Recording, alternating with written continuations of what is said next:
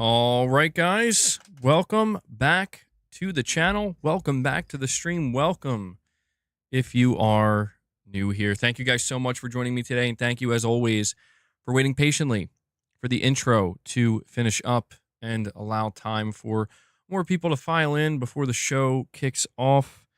I hope you're all doing well today. We are talking about a few different PlayStation-related topics today. We are talking about GTA 6. There is a new report, although it's not something like I would say major, but still, we'll pretty much at this point take anything we can get for GTA 6 because Rockstar still hasn't released trailer number 2. But we have a new report that talks about the performance of GTA 6, and it also talks about the PS5, the PS5 Pro. This is actually coming from a former Rockstar developer kind of chiming in, giving their own thoughts. So I thought it would be worthwhile to kind of cover that and just talk about GTA 6 in general. This is going to be a game that we talk about extensively throughout the year. It's hard not to, think about GTA 6, honestly.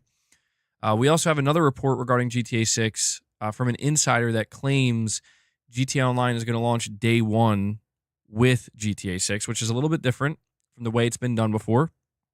So we're going to cover that and see what they're saying there. We're also talking about Sony officially responding to the PS5 30th anniversary themes. And they announced that they're going away tomorrow, but they also confirmed that they're going to be coming back. And they also gave a response as to whether or not we can expect themes in general for the PS5. We're also going to be talking about a major shift that's going to occur a year from now, which is a long time, but Sony's already letting us know well in advance there's going to be a shift that occurs when it comes to PS4 games on PS Plus. So we're going to be talking about that, among other things, over the course of today's stream. And we have Poopy Snoopy right out of the gate with a super chat. Thank you so much, Poopy Snoopy. I do want to say, seriously, thanks for all the super chats you've been dropping. It really does help the channel and allows me to do what I do here. You're saying even Mike York doesn't think it will do it from his quote. Quote, maybe PS5 Pro or whatever, but I still don't think so, end quote. It's going to be CPU based like all other games. Not a chance, they get it to 60. Yeah, so that's, I mean, you're ahead of me here, Poopy Snoopy. I agree with you. I do not think the PS5 Pro is going to be able to handle running GTA 6 at 60 frames per second unless it can also run 60 frames per second on the base consoles, on the base PS5, Series X, and Series S. If it's running at 30 on those consoles, I don't think it's going to be able to achieve 60. And the reason for that is because of exactly what you're saying. It's likely, GTA 6 is likely to be a very CPU-bound game. Every Rockstar game has been heavily CPU-bound. And GTA 6, yeah, man, it's meant to be like a groundbreaking game. It's meant to be doing things, technologically speaking, that we've never seen before, and really kind of pushing the limit, I guess, of what we can expect on a console. So the problem here is the PS5 Pro, it is more powerful. It is, substantially more powerful than the base PS5. It's got an upgraded GPU. You have, PlayStation Spectral Super Resolution. The problem with this, though, is that if the game is CPU bound, and if that's why it's running at 30 frames per second, the GPU power nor PSSR will be able to suddenly make that 30 turn into 60. But then again, it is Rockstar, in the same way that people talk about, hey, can this game run on the Series S?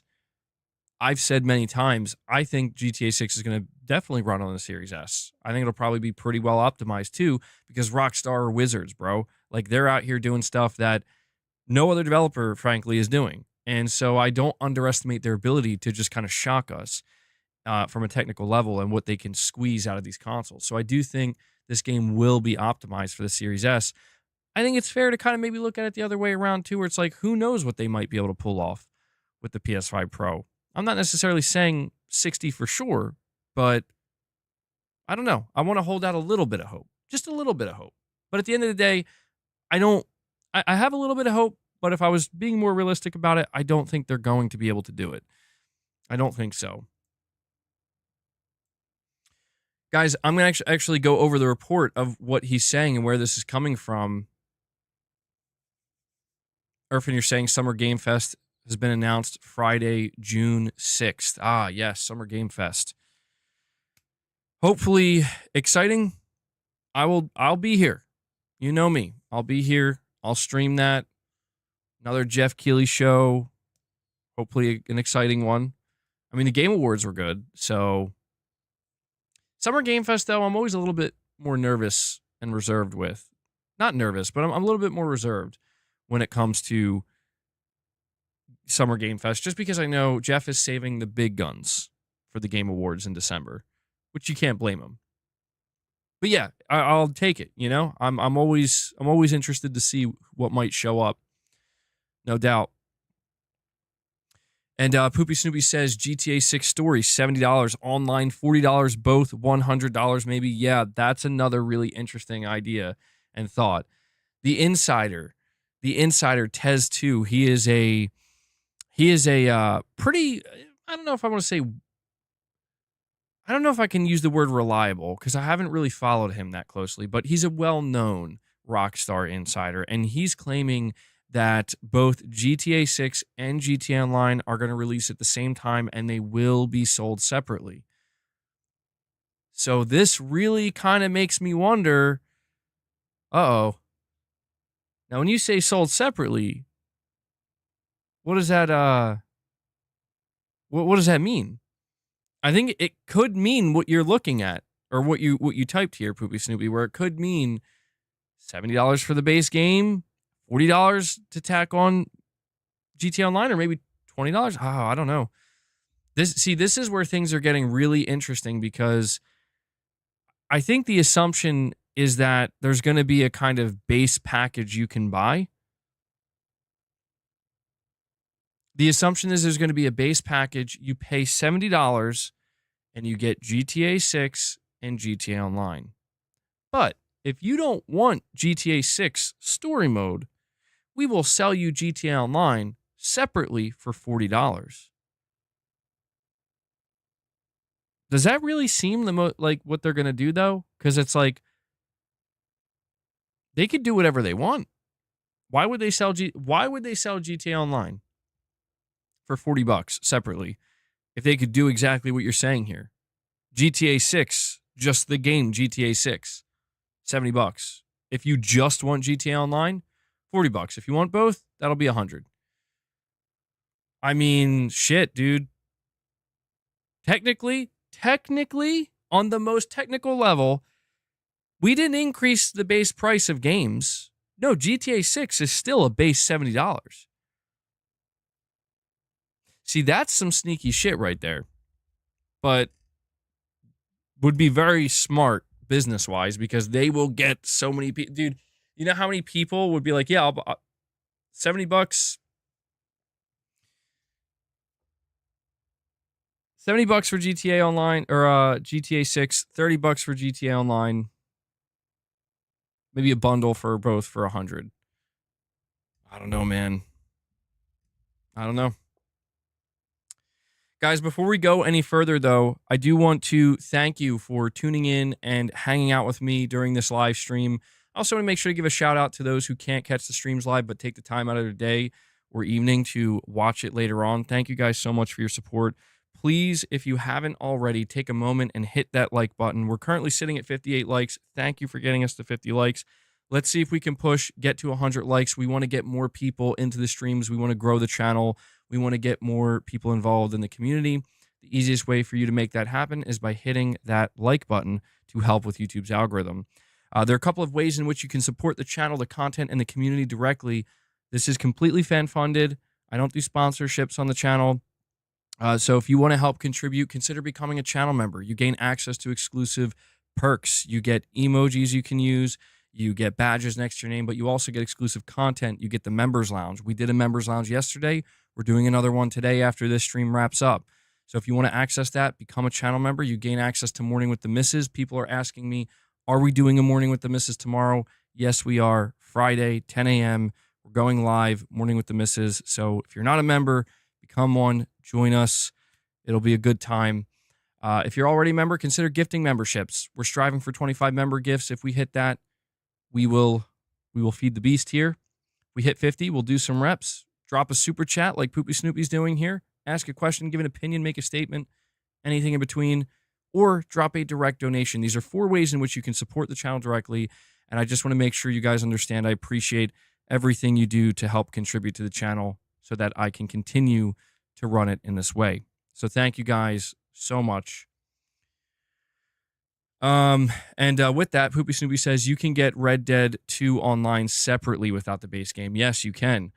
You can do that for Red Dead 2, and you can also do it for GTA 5. It wasn't like that from the start with GTA 5. When GTA 5 first came out, you couldn't buy GTA Online separately. You had to buy GTA 5 to gain access to GTA Online. But eventually, they did make it so you can buy GTA Online separately if you're just not interested in the story of GTA 5. They did the same thing for Red Dead Redemption 2, but the big difference here is that with GTA 6, reportedly, it's going to be day one. That's the kind of big change that they're making, that it wasn't like that previously. And that's what leads me to believe that, man, they really might be looking to extract more money from day one purchases in that way, where it's like, yeah, we're not gonna sell GTA 6 for 90 or 80 bucks. We're not going to do that. It'll be the standard 70. Oh, you want GTA Online? Oh yeah, that's going to be like 90 bucks or 100 bucks or something. I could see that. You think both will be 70?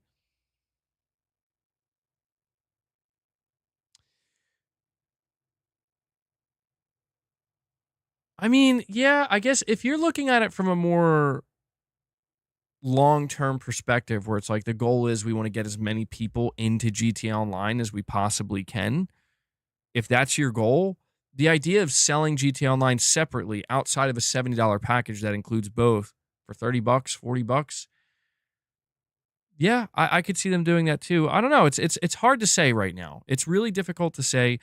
All I do know is that Take-Two Interactive can basically do whatever they want. They kind of have a pass right now. GTA 6 is going to be a phenomenon like no other in the gaming industry, and if they want to use this as an opportunity to make it easier for people to get into GTA Online, where it's like, maybe there are, I don't know how many people there are out there, but people who are like, yeah, I don't care about the story of GTA 6. I just want to play online. Oh, well, here you go. Here you go. 40 bucks, you get GTA Online and everything that goes with it. There might be people out there that are like, yeah. So they might otherwise get people into GTA Online more easily, more seamlessly, more rapidly if they choose to just sell it separately for 40 bucks, rather than making the only way you can get it is through a $70 purchase.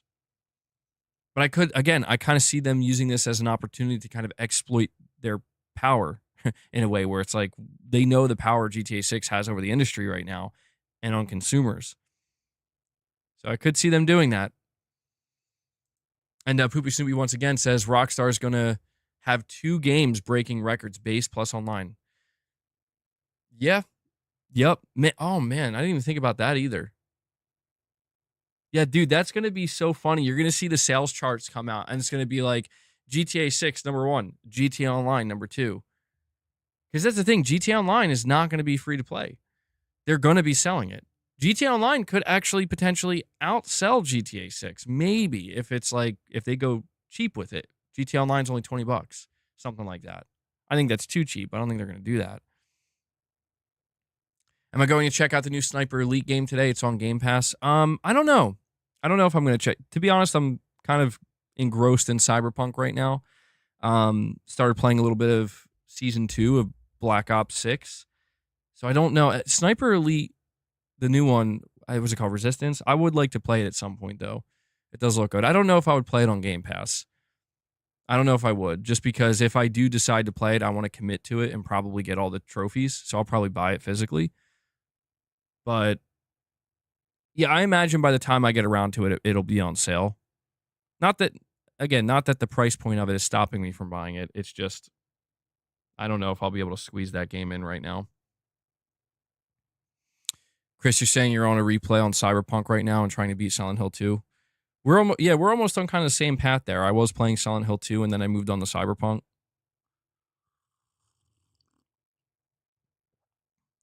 GTA 6 is a day one purchase. I mean, I see some people talking about how they're going to be skipping GTA 6, and I think that's kind of crazy. I'm going to be honest. Like, I get it. Not everybody's into GTA, but if this game turns out to be what we think it's going to be, what I think it's going to be, I I would be quite shocked, to be honest. If there's, I don't know, I will be kind of surprised to see people being like, yeah, no, I'm not playing it. I'm skipping it. I'll pass. I just think that's crazy. It's GTA 6, bro. Like,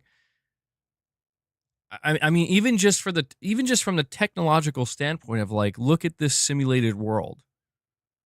I feel like that alone is something that would entice somebody to want to buy GTA 6, even if you're not interested in like the online component or really the story or anything. Just to see what Rockstar pulled off. It's like the same thing with Red Dead Redemption 2, where it's like, I know not everybody played Red Dead Redemption 2, but more people should.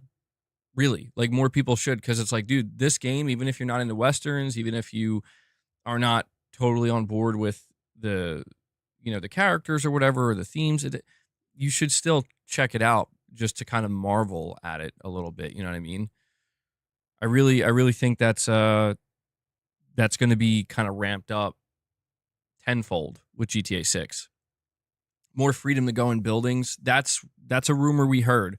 A rumor we heard regarding GTA 6 is that one of the things they were striving for is the map of GTA 6 is not going to be bigger than GTA 5's. It's going to be significantly denser. So pretty much every building you will be able to go into, but it will be about roughly the same size as GTA 5's world map. That would be nuts. That would be kind of bonkers. I don't know if they're going to be able to pull that off. Michael, you're saying you'd be surprised if it doesn't turn out like Cyberpunk or No Man's Sky. There's going to be issues that will take a while to sort out. The only reason I am not anticipating issues like that is because of how long they've taken. They've taken this long. If they needed more time, I think they would have just taken longer. I think that if you look at GTA 5 when it released, of course, they wanted to hit their deadlines and release it, but there wasn't nearly as much pressure because GTA Online didn't exist prior. GTA Online did not exist prior to the launch of GTA 5. Ever since that released, they've been just rolling in the money, dude. Raking in the money, I should say, from GTA Online. So I feel like GTA Online has given Rockstar and Take-Two Interactive literally as much time as they want. Like, to just make sure the game is where, like, 100%. That's why I would be surprised, truly, if they release GTA 6 and there are any kind of issues or like major bugs or something, or it's just like certain aspects are broken. I would be kind of shocked by that because it's like, bro, you guys have been developing this game for like over a decade, and you could have taken an extra year or even two if you needed. It would have been fine. But maybe if we're trying to just be ultra realistic, I don't want to say pessimistic, but ultra realistic, just maybe try to anticipate, yeah, there could be some issues, certainly. This report, though, by the way, so this comes from Games Radar. GTA 6 will run at 30 FPS on console, former GTA 5 and Red Dead Redemption 2 animator expects, and your best shot at 60 FPS may be hoping for PC. Now, he does talk about the PS5 Pro in here. So, speaking to Kiwi Talks, Mike York sets his expectations after being asked if Rockstar will shoot for 30 FPS or 60 FPS for GTA 6. I don't know if they'll be able to pull off 60 FPS, York says. I don't think so. I think they're going to be shooting for 30 FPS and a locked 30 FPS, meaning it will never dip below that. They're going to try to optimize as much as they can to where it never dips below 30, but it can be bumped up to 40, 41, 52, whatever. And I bet you, like, later, once it's on PC, it'll probably get super optimized and changed, and new graphics cards that come out, and you'll be able to run it at 60 FPS probably at that time. Currently, GTA 5 can run at 60 FPS on PS5, but let's not forget that the game originally came out on PS3 back in 2013, so it's had plenty of time to be optimized. With the graphical quality we saw in the GTA 6 trailer, getting a stable 30 FPS would be a minor technological miracle. I don't think the initial release it'll come out at 60 FPS unless it's getting those 60 FPS. It's a typo here. Unless it's getting that 60 FPS by using an AI upscaler, something like PlayStation is doing, unless it's something that's coming in and helping it get to that 60 FPS, York explains. I don't think it'll get to the 60 FPS raw out of the gate on the base console. PS5, for instance. Maybe PS5 Pro or whatever, but I still don't think so. So this is...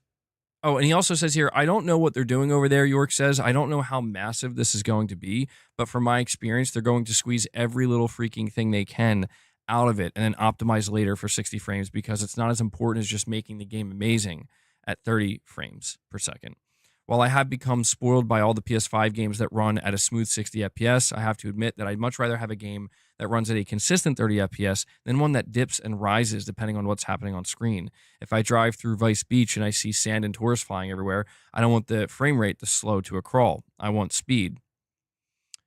So this is what a former developer at Rockstar Games is saying when it comes to his expectation for GTA 6 on the PS5, on PS5 Pro. Now, the one thing that we have to acknowledge here is he mentions AI upscaling. He says maybe with AI upscaling, maybe on the PS5 Pro, like with what PlayStation's doing, maybe it can happen. But the reason why I said at the beginning of the stream that I don't think they're going to be able to do it even with PSSR is because of what we know about CPU-bound games. Games like GTA 6 and a few others, games that are really pushing the simulation factor in games. And they have just so many different things being simulated at one time. This puts a ton of pressure on the CPU, and it basically maxes out the CPU. Now, when we look at the PS5 or the Xbox Series X or even the Series S, I think the Series S is the one that people are, a little bit concerned about, but just the PS5 and the Series X, the CPU in these consoles is good. It's good. They're not cutting edge, certainly not. But they're very capable CPUs, as we've seen. However, when we're talking about something like GTA 6, they're going to be probably maxed out pretty easily. And so if that occurs, considering the PS5 Pro, there is no significant increase with the CPU in the PS5 Pro. I'm not exactly sure that they would be able to change it to where like, hey, because like even if they were to use PSSR, I mean, sure, that would free up some resource, but I don't know that it would really be anywhere near enough that would be needed to produce a whole extra 30 frames. Garrett, you're saying there's barely any games that don't run at 60 anymore. There's no excuse in this gym to not have 60 FPS. I don't care who you are. I mean, Garrett, I think that's kind of fair to an extent where like some people do feel that way. They feel like, 60 or nothing. And it is true that most games are hitting 60 FPS. There's very few games. You know what I think though? I think most games that we've seen, not that there's been many, but games that we've seen capped at 30 this generation are like underwhelming games.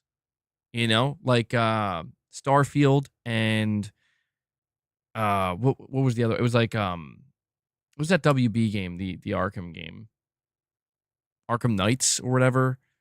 Like how was that 30 frames? Like these games didn't make people kind of walk away and be like, you know what? I totally get why they're capped at 30.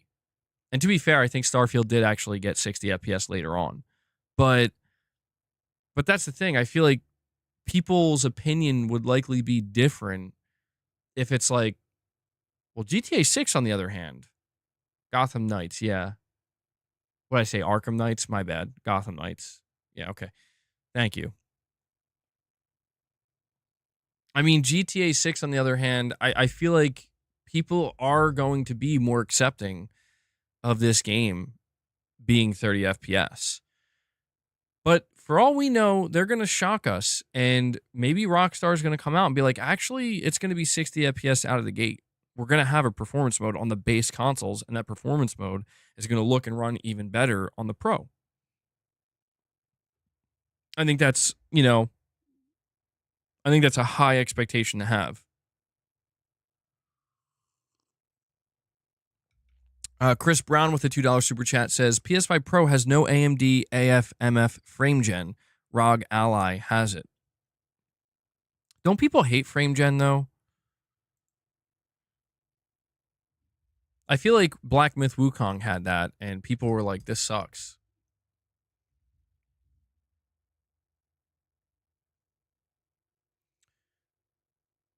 GTA 6 will be 30 FPS already confirmed. I don't think that's been officially confirmed. 30 dozen. There's been massive amounts of speculation. Everybody kind of chiming in, giving their 2 cents, but I don't recall Rockstar Games confirming that GTA 6 is going to be 30 frames. I think the assumption is it will be 30 frames. Because I can tell you this, if that was officially confirmed, like if Rockstar came out and said, just so everybody's aware, GTA 6 will be 30 frames on all platforms that it launches on, that would be, that headline would run for like a week. Everybody and their mother would be talking about it. It's hit or miss, but then why is NVIDIA basing their whole business on it? Yeah, I don't know. I mean, I've seen a lot of people complaining about frame gen, saying that it's garbage and they shouldn't be going in that direction, but I haven't looked deeply enough into it to be able to give my own opinion. I've only, I played some Black Myth Wukong, and you could definitely tell something was up a little bit when playing in the performance mode when it was using frame gen, but I don't know. I mean, if at the end of the day, GTA 6, people ask the question like, what's the point of a PS5 Pro? Is it going to be worth it? If a PS5 Pro can't get GTA 6 to 60 FPS, is it going to be worth it? I mean, to me, if it's optimized for the PS5 Pro, if Rockstar optimizes GTA 6 for the PS5 Pro, then it would absolutely be worth it to me. GTA 6 is one of those games where it's like, if it's locked at 30 frames, then so be it. But if they want to optimize it for the PS5 Pro, maybe there's slightly better ray tracing, or even moderately better ray tracing. The game just simply looks better, more pixels on screen, something like that. Just better image quality. I'll take it for a game like GTA 6. Yeah, I'll happily take that on the PS5 Pro. Michael, you're saying boss is stretching. Yeah, he's doing his daily routine of passing out on his cat tower. GTA 6 is going to be optimized for PS5. Remember, the Series S is involved here. Yeah. I mean, I think people are certainly curious. That's the word I'll use. They're curious to know how a game like GTA 6 is going to look and perform on the Xbox Series S. On the base PS5, I still think, to be clear, like, if you're going to be playing GTA 6 on a base PS5 or an Xbox Series X, I think the game's going to look amazing. Even if it's at 30 frames, I think it's going to look amazing. I think it's going to be incredible.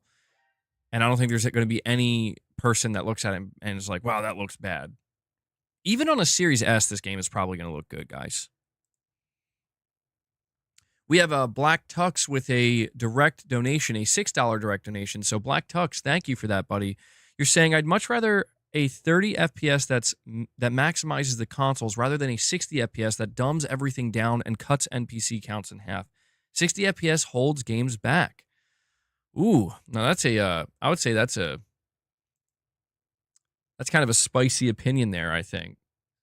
The last part, 60 FPS holds games back. I mean, I'm on board with what you're saying, where if 60 FPS is going to get in the way of certain things, like what you're saying, kind of being able to max out what the console is capable of, I can accept that. right? Like, I'm not saying I'm advocating for that, but I can accept, like, if a developer comes out and says, listen, guys, we're really trying to push the limit here, so it's going to be 30. It would be like a tough pill to swallow. Like, okay, I really want 60, but you guys are telling me you're planning on kind of pushing the console to its limit.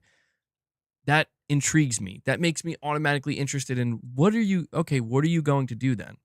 That's why I pointed out games like Gotham Knights and Starfield, where it's like, these are games where the developers were like, yeah, it's going to be locked at 30 frames. And these games felt like they weren't really pushing anything.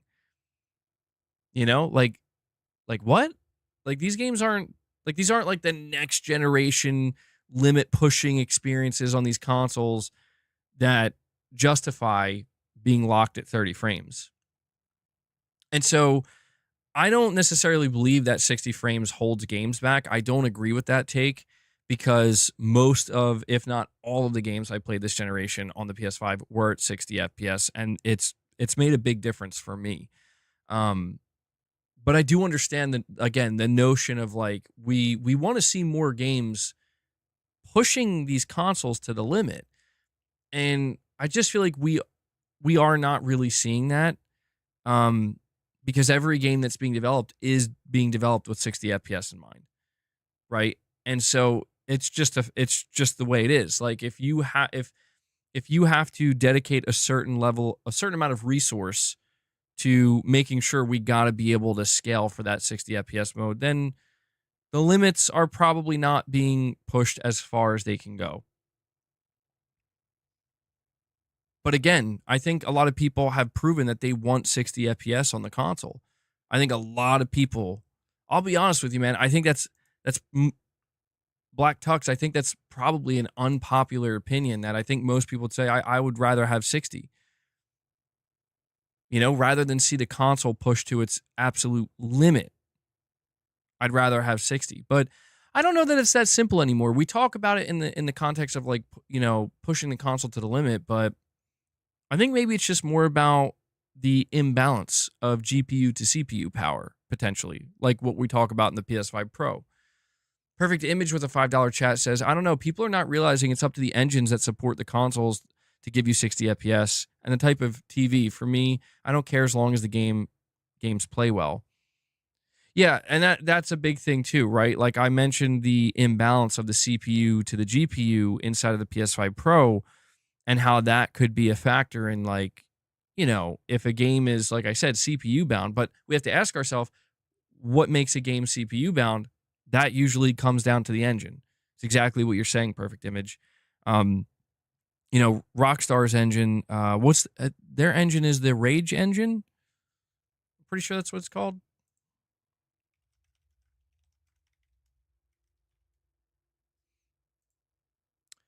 So I typed in, is the Rage engine CPU intensive?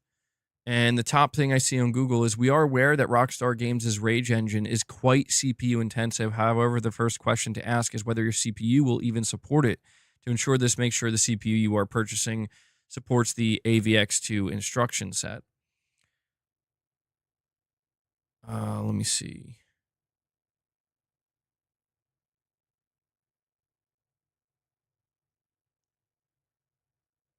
So generally speaking, it does seem like there's agreement that Rockstar's Rage engine is a CPU intensive engine. And so most other engines are usually GPU bound, not CPU bound. They hit the upper limit of the GPU much more easily, much quicker. And so when we do have these conversations about which games, you know, which games are going to be 30 FPS, which games are going to be 60, most games are 60 because most games are being developed on engines that are more GPU bound than CPU bound. But Rockstar's Rage engine seems to be more CPU bound. Michael Wernes with a $2 super chat says, 325 of you and only 99 likes. Why'd I say likes? Why'd I say it like that? Likes pump the numbers up. Michael Wernes is demanding that you guys hit the like button. Michael, thank you so much for the super chat, bro. Yeah, guys, if you're enjoying the stream, if you're enjoying the content and you want to help it out, hit that like button. Let's see if we can get that to 150. It really does help. MVG, the frame rate degradation started during the PS3 generation with a focus on resolution over frames per second. I mean, it's interesting to think when I was playing games on the PS2, I didn't even think about this stuff. I didn't even know. I didn't know if I was playing a 30 or 60 FPS game. I didn't even know what that terminology was. Maybe it was better that way. Maybe it was better that way. Everything was simpler. I was more of a simpleton, just enjoying myself, not caring. And here I am now. Is GTA 6 going to be 60 FPS on my PS5 Pro or not? Yeah, ignorance is bliss, bro. Digital Foundry ruined me. Pretty graphics ruined me. It's because your TV sucked during the PS2 era. I mean, you know what's funny? You guys ever do that thing? You probably do frequently. You ever do that thing where you think back to playing certain games during like the PS2 era, and in your mind, like they looked so incredible and your experience was just so amazing. But it's like if you were to actually go back and like if you were to play it right now, the exact same way on the same TV, same PS2, same exact way, you'd be like, "Oh my God, this sucks." You know? Like you'd be like, "Man, this is I don't like this. I don't like this at all." I do that all the time. And it's just funny because like I realize, you know what? Like I don't ever want to go back. I don't want to go back. I don't want to ruin it. I don't want to ruin the memories. Very true. We used to not care about this at all. We would just play and enjoy the games. Yeah, I mean, it's okay. I don't mean to make it sound like it's such a bad thing. It's really not. It's at the end of the day, I'm going to enjoy GTA 6. GTA 6 could be running at 25 frames per second on the PS5. I'm still going to play it. I'm still going to enjoy it. That's just the way it's going to be. Nothing and no one is going to be able to stop me from enjoying GTA 6. Unless it's just completely broken or something, you know, like you literally can't play it because it's broken. But I'm not anticipating that. So it's just one of these things where it would be amazing if we could get. It would be amazing if we could get 60 FPS on the PS5 Pro for GTA 6, but I don't think we're going to. Digital Dude, you're saying I can't super chat anything above $1, MBG. Really?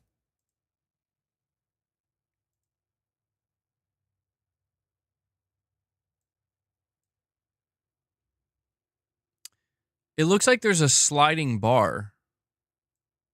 At least that's what I'm seeing. You kind of slide the bar.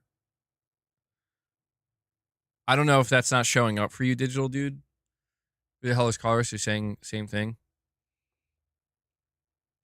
I don't know if they changed that recently with the super chats. Because like I click on the super chat option and I notice there's a bar at the bottom. It's a really thin bar and there's like a blue circle and you kind of click it and slide it over. I'm on desktop because the initial thing it shows you is $2. So I don't know. I don't know if there's something going on.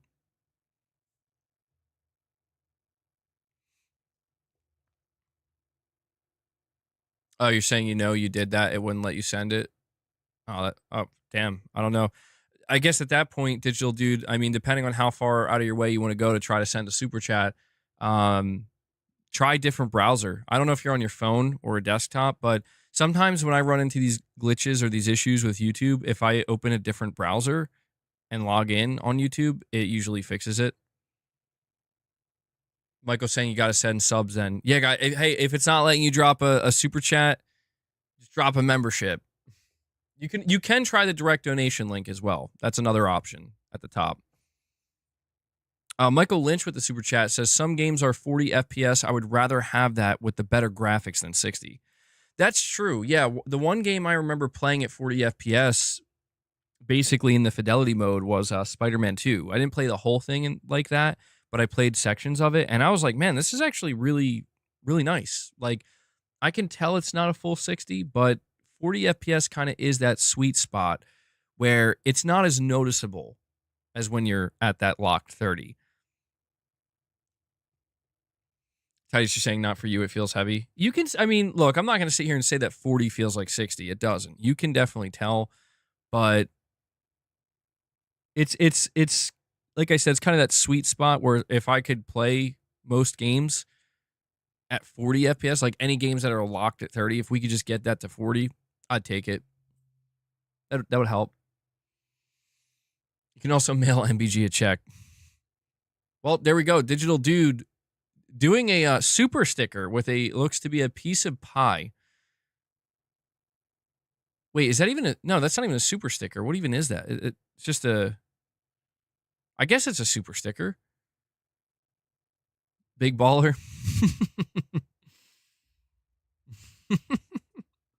I mean, I still appreciate it, Digital Dude. He did what he could. He did what YouTube is. He did the only thing that YouTube's allowing him to do. So I'm thankful. You know, it's the thought that counts, right?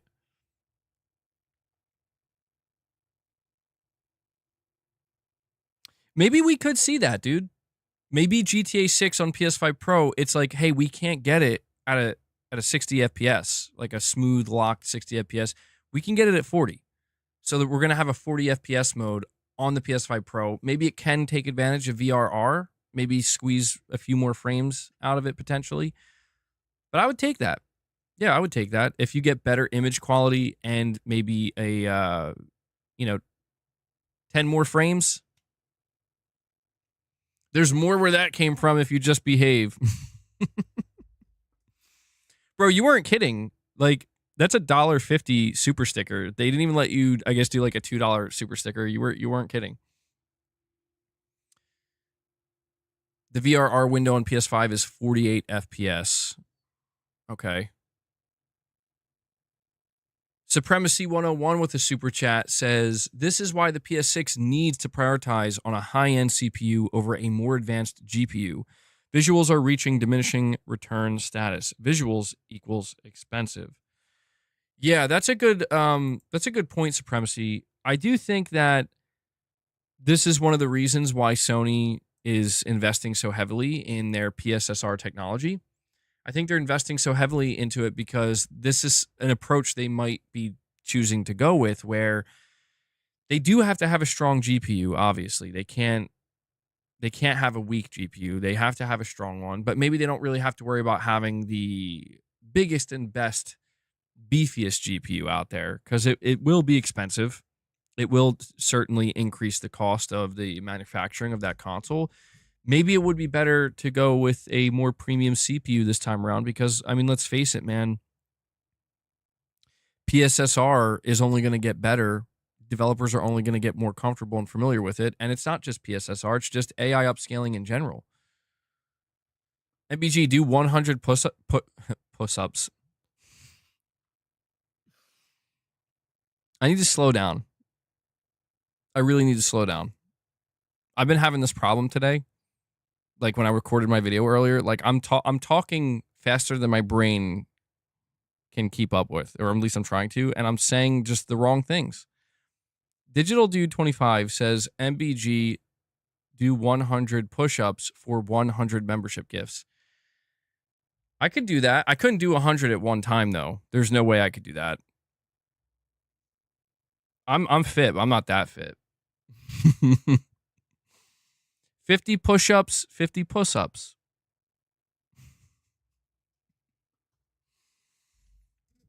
Digital Dude isn't even super chatting and he's causing chaos, man. I could do 100 push-ups, but I would need to do them in, like, sets.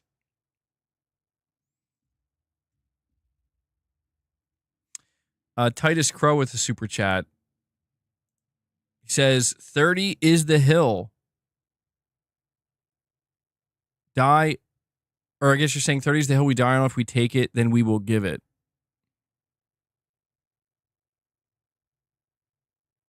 Hold on. If we take it, then we'll give it.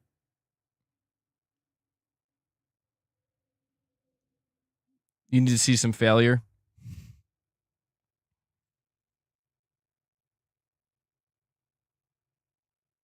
I mean, I kind of get what you're saying here, Titus. I think I understand what you're saying. You're basically saying that if we end up accepting 30, then that's what we're gonna start getting 30 FPS more frequently. More developers are gonna start to be like, oh well, they'll accept it. Excuse me, they'll deal with it.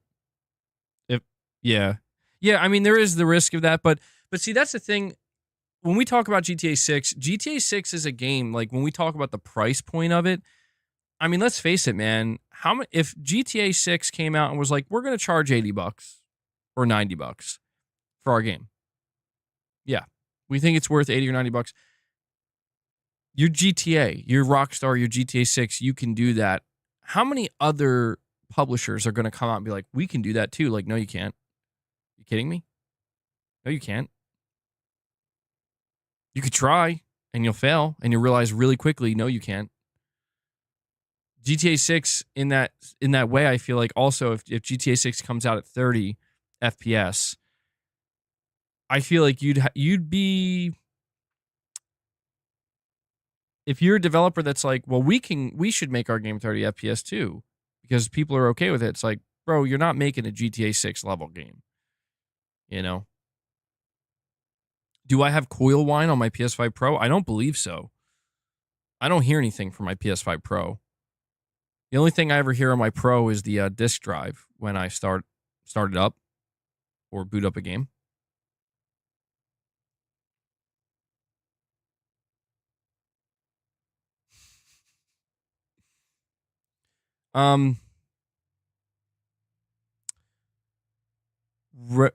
Reliv Seth. I'm just going to call you Seth. I can't read this name. Oh, okay. Hold on. It took my brain a moment here. Your name is Release the Kraken. Okay. Yeah, that was difficult to, at least for me. No, Michael, I'm not. I look, I understand. It seems like something. I'm telling you, I think I'm okay. All right. Maybe I didn't get enough sleep. I'm not sure. Michael's like, don't make it difficult for him, man. The mold is back. Listen, come on, look at his name. Look at his. Well, I don't know if you can see it, but he dropped the $2 super chat. And it's just one word. It's RELEVSETHEKRVKEN. But like when you kind of look at it closer, you're like, oh, Release the Kraken. Got it. Everyone could read it like a picture book. Oh man. I hope that's not true, Michael. I hope you're gaslighting me right now. Because if that's true, I should be a little worried. Yeah, I got mold on the mind, bro. But he says, true MBG gangsters only accept 60 plus FPS. And of course, that's what he said in the super chat. Yeah, bro. GTA 6 comes out here with that 30 FPS. We don't want it. We don't want it. Keep it. I don't care how good your game is. I don't care how amazing the gameplay is. I don't care how technologically advanced it is or sophisticated. Why stop at 60? It's 240 or nothing. Enrico, that's not true, bro. That's not true. Enrico's saying, I see Sony dropped Herman Hulst. They did not. Herman Hulst is literally in the same exact position he was the day before. So if you're trying, I'm just saying, if you're somebody who wants to see Herman Hulst go, you can't celebrate. He's still there, doing the same job that he's been doing for the last 6 years. Sorry to give you the bad news, Enrico. My brain's running at 30 FPS.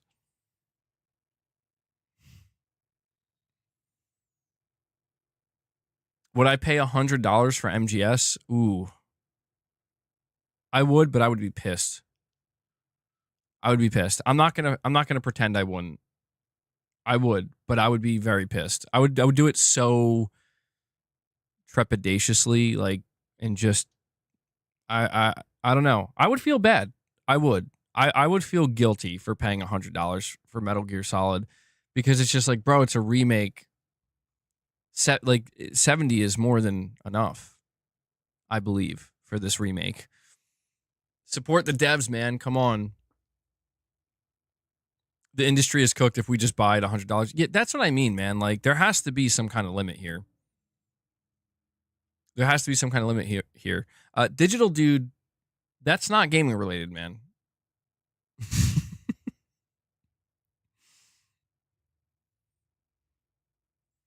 Okay, you're saying GTA 6 must be 60 FPS. It would be a massive scandal and the indictment of the entire AAA industry if it was 30.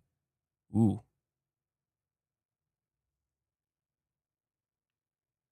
I don't know, man. I still believe people would accept it. I do. But, well, we would have to ask ourselves,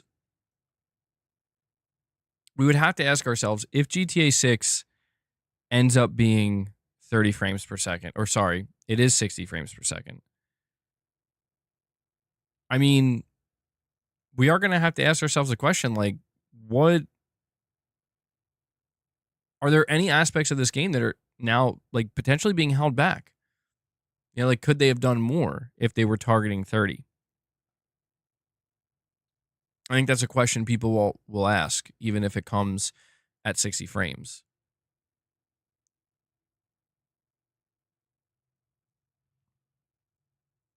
Downgrade.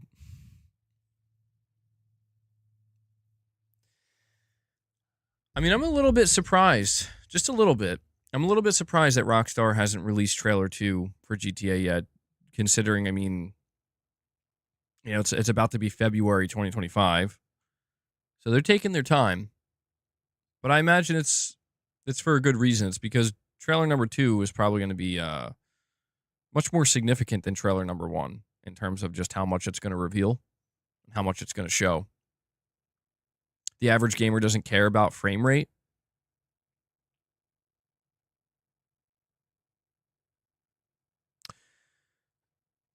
You're probably right, but considering 60 has pretty much become the standard, or at least it's very close to being a standard now, I would say that the average gamer would take note if more games started to come out at 30.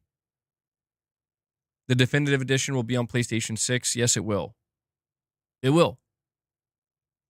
MBG, they don't need to release anything. We're talking about the game right now as if they're marketing it. This is true. This is very true, Chris. Well, either way, man, I'm ready. I'm ready. Whenever Rockstar wants to show more GTA 6, I think we're more than ready. I hope they do soon. I'm okay if they don't.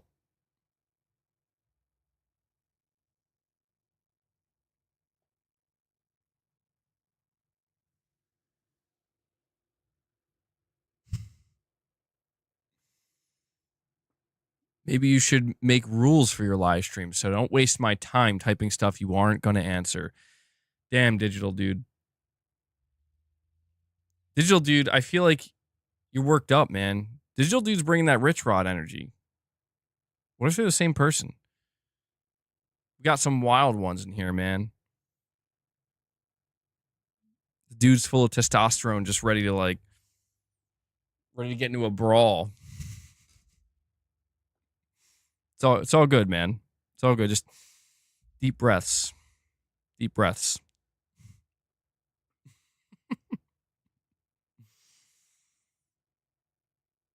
I'm good, Digital Dude.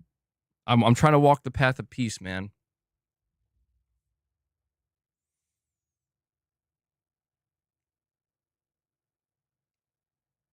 All right. Guys, Sony came out and here's what they did. So I want to point something out to you guys. And I don't know if you've noticed this, but I noticed it. A slight change in communication, in the way that Sony communicates, seemingly, right off the bat. So yesterday, Sony announced that they're dropping the PC requirement, or the PlayStation Network requirement for PC games. And I can't help but notice that over on their Twitter, like they just say new in-game content incentives are coming to PlayStation games on PC, Marvel Spider-Man. They list the games and they just kind of drop this news, in a tweet. But then today they dropped another tweet or post that is just some, I would say, relatively important news that players want to know about, and they just kind of casually drop it in a post. And they say, thank you for the fantastic response to the classic PlayStation, PS2, PS3, and PS4 limited time console themes, which will be leaving tomorrow. Due to the positive response on these 4 themes, we're doing some work behind the scenes to bring these special designs back in the months ahead. They also post a follow-up here, and they say, while there are not plans to create additional themes in the future, we're excited to keep celebrating legacy PlayStation hardware with you all. So this was, I would say, a little bit surprising. They're removing the startup sound, yeah. So they're removing everything tomorrow. But they're saying that the themes, the PS1 theme, the PS2, PS3, and PS4 theme that you can check out today for the last time before they remove it, they're going to be bringing them back in a couple months. So I wonder why it's going to take so long. Like, I wonder what they're going to change. But I would say the bigger news here, I mean, that's good. I think it's good that they're doing that because people are asking them to keep this. But the bigger news here is they're actually letting people know that right now there are no plans to create additional themes for the PS5. So I don't know. I don't care. I do not care about themes. I'm not going to sit here and pretend I care that much. It would be nice. I do think that what we saw from the PS4 to the PS5 is a bit of a step back. The themes that we could get on the PS4 were sick. It was awesome the way that they were fully integrated, and I understand why people would want that again on the PS5, but I feel like the PS5 is just different enough in terms of, like, you scroll over a game and that game takes up the whole screen. I'm not exactly sure how they could fully integrate themes in a really truly meaningful way without it just looking a bit silly, but we have a direct donation from Black Tux again. Thank you, buddy. He says, when it's 60 frames per second, it looks nothing like the trailer. People will complain. Games need to be 30 FPS to look anything like the trailer. Can't have both. Well, here's the thing. If there is going to be a 60 FPS mode in GTA 6, then you're going to have the option to play it in a fidelity mode. You're going to have that option. So it's not like what you're seeing in the trailer you won't, unless there is some kind of massive downgrade. That has happened in the past. We've seen these games that come out, they have trailers, and they look incredible. They look mind-blowingly good, and then the game comes out years later, and it doesn't look anything like it. I'm not saying that 60 FPS is to blame for that. I don't think it is. These massive downgrades we end up seeing usually don't really have anything to do with the frame rate. Usually, it's because they just oversold what they thought the game would end up looking like. And they get, they burn themselves. They burn gamers, and then they end up kind of paying for it.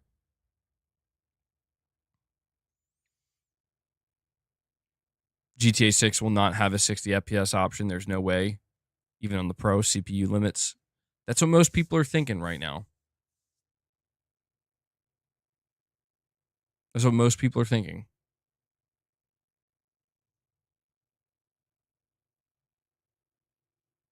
Carl, you're saying, how can GTA 6 be groundbreaking and nothing like what we have seen before when it has to run on the Series S2? Well, I mean, that's the question, right? I don't know.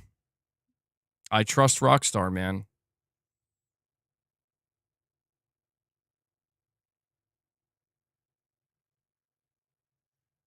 That's interesting. OK thinks that GTA 6 is definitely not going to have different modes. It will be a locked 60 FPS.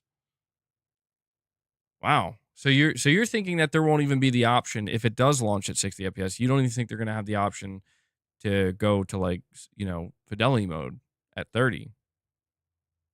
That would be the most shocking thing. That would be shocking.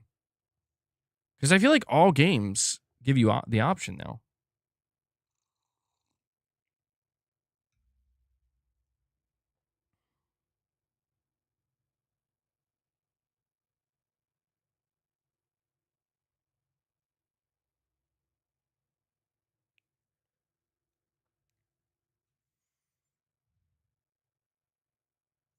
Is your body ready for the PS4 $10 upgrades made into PS5 upgrades and $10 PS5 upgrades for the PS6?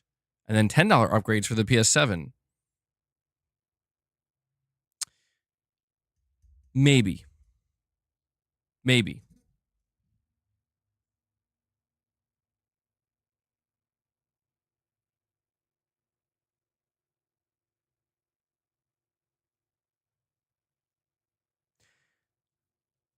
I mean, I think there is some reason, at least a little bit of reason, for people to wonder how this game is going to run on the Series S, simply because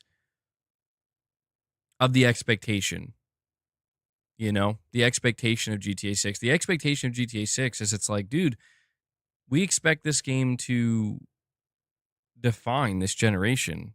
And the expectations are beyond, I think, anything else we've seen. So knowing that this game is being developed for the Series S, it is a capable. I mean, the Series S, I know people really go in hard on the Series S, but the reality is most games, I mean, pretty much most games run on it. I'm not saying they look the best or even look great, but a lot of games, a lot of developers have figured out how to get their game working on the Series S and running in a decent enough state to where, you know, anybody who's playing on the Series S, they should be fine with it. But the thing about GTA 6, man, is like, maybe, I don't know. Listen, maybe my expectations are too high for GTA 6. Maybe that's what it's going to end up being. Maybe I'm under the impression that they're going to make all these insane technological leaps and advancements, when in reality it's going to be very, very, very good. But it, you know, it will be able to, yeah, it'll still be able to easily run on the Series S. And who knows, maybe if they scale it down enough, they could even get it on the Switch 2, a Switch 2 version. I don't know. I don't know that I believe that right now. I'm not getting that vibe. Diminishing returns and a competency crisis.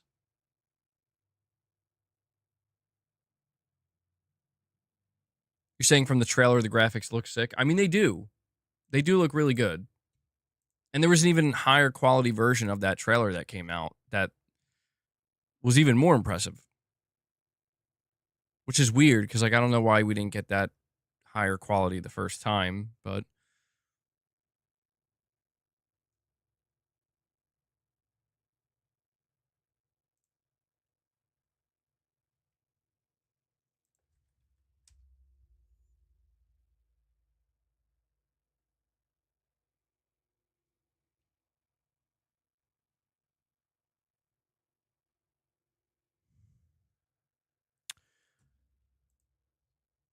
what is going on here?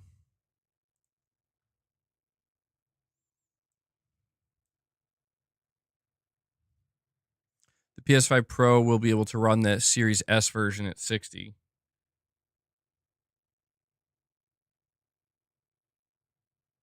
You can get around CPU boundaries. I mean, I'm not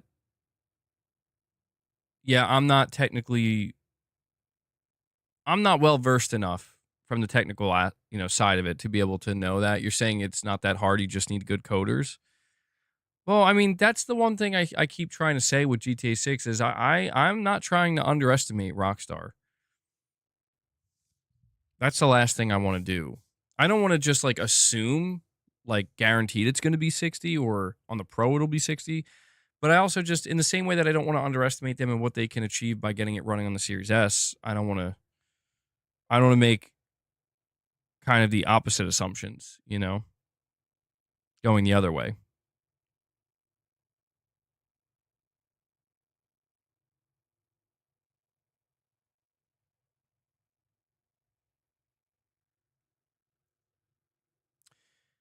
You're saying you're not going to buy it if it's 100? Well, let me go over what Tez 2 had to say. So, Tez 2, who is a pretty reliable or reputable Rockstar insider, he said that Rockstar will split GTA 6 into 2 editions. One edition will only include an online mode, and the second will be a complete version with a storyline and multiplayer. As was the case with Red Dead Redemption 2, the only difference is that GTA Online will be available at launch rather than being released later on. So he says here Rockstar / Take-Two already sell GTA Online and Red Dead Online separately, but 6 will be the first game where online is sold separately at launch, while story mode will be part of the full package that covers both. They will have to factor the online standalone price into the total cost. What portion of the base price will be the online's price? And what would the story mode upgrade price for those who bought the online standalone be? And he goes on to kind of speculate here what he thinks is going to happen. But the one piece of information he seems to be giving us is, like we said, that they're going to sell the online component separately.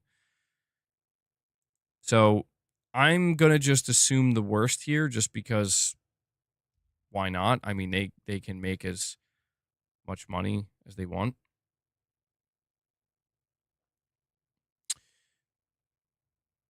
Kenzen Zero, where did he state that?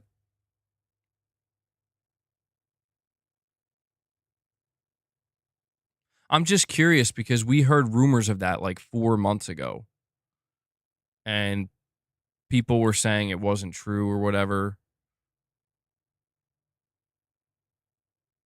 You can wish list it?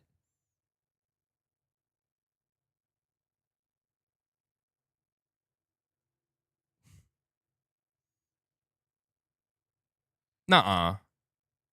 You guys are I mean, that part has to be a troll.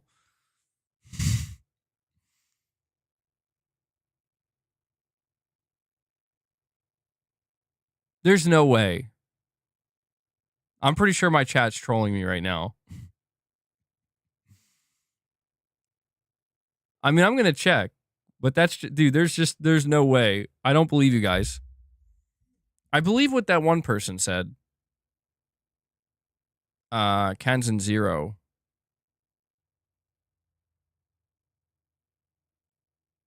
Hold on. All right, I got to go check this out, bro. Like, are you kidding me? Oh, there it is. This spring, Forza Horizon arrives on PS5. Start your adventure with crossplay on all platforms. Wishlist today. Holy shit.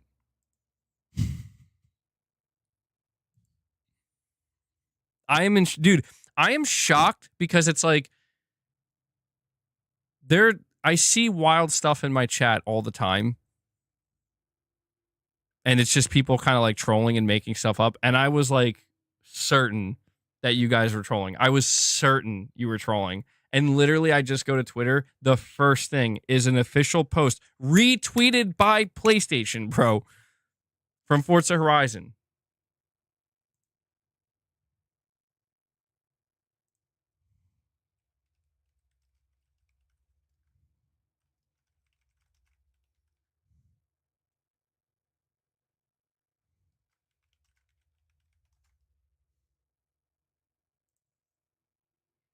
Wow. Just like that. Just like that, dude. You know, that's awesome, bro. Seriously, Forza Horizon is fantastic. That's why I was saying, man, people make it sound like, you know, I haven't played any Xbox games in recent years. It has been a little while, but one of the last games I played on Xbox and got every single achievement for was Forza Horizon 4. So that's crazy, dude. That's awesome. That's a great game. The Forza Horizon series is something that I was hoping would make its way to PlayStation, and I've said it before when it comes to one of the things I would say about Microsoft and their studios prior to them acquiring Activision and Bethesda is that Playground Games did the heavy lifting, bro, for Microsoft. Like, it was like they're easily their best studio. That's why I'm really curious about Fable. Arnold Predator 6? All right, hold on, wait. All right, now you're trying to tell me there's a new Predator movie that was announced?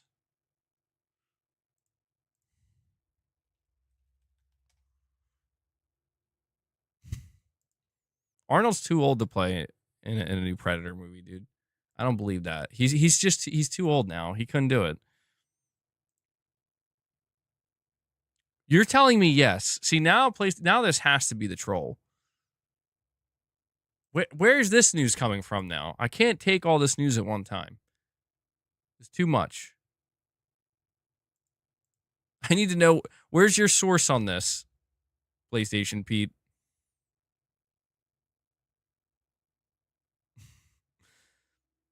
That would be too much. One thing at a time. Well, you know what's really interesting about the announcement of Forza Horizon 5 on on PlayStation 5 is the way in which Microsoft is announcing this. I mean, they just straight up came out. Are you saying no, you saw it on YouTube? Okay. It's probably like a fan-made thing. I mean, dude, you would think that this is something that Microsoft would announce in like a bigger way, but they're just like, no, dude. So at any moment, Microsoft could just announce, hey, this game's coming to PlayStation. Because I have to admit, if we heard the rumors that Forza Horizon 5 was going to come to PS5, but didn't think the announcement would just casually be dropped on January 30th in the early afternoon, just like, here you go, it's coming to PS5 this spring, wish list now. I wouldn't have expected that at all. But if you think about it, if all of the games that have been rumored, like they're being prepped for PS5, they're going to be releasing on PS5, if the amount of games ends up being true, then this does make sense why they're going to start announcing it just very casually, like, here you go, here's a post, it's coming out, please pre-order it. I am really curious to see how well this game sells on PlayStation 5, because I think this is the beginning, man. This is the beginning of the major Microsoft franchises. Like, there was a time where people were saying like Forza would not come to PlayStation. It's a major pillar franchise for Microsoft. There's no way they would bring that to PlayStation. And here we are, January 30th, 2025. PlayStation's retweeting the announcement from Microsoft that it's happening. So,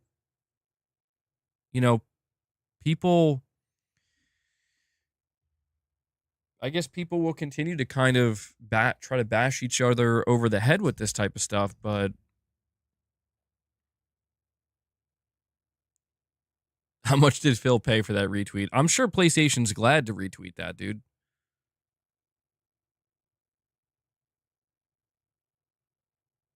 To be honest, I mean, because PlayStation, like I said, man, this is a game.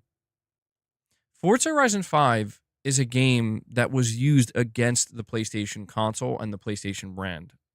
Understandably, it was a pillar franchise game that basically helped to define the Xbox console ecosystem and the Xbox brand. And now they're like, you know what? Our latest entry, which is apparently the best in the series, probably going to be PS5 Pro enhanced too, which is crazy to think.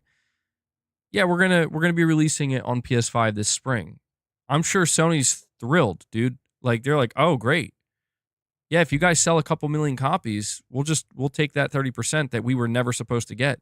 Games like Forza Horizon were meant to sway people away from PlayStation, to Like, here's why you should buy an Xbox. Here's why you should invest in this ecosystem and this platform. And now look at where we are. It's just like, hey, please buy this game on your PlayStation. Great, wild times, dude. Truly wild times. But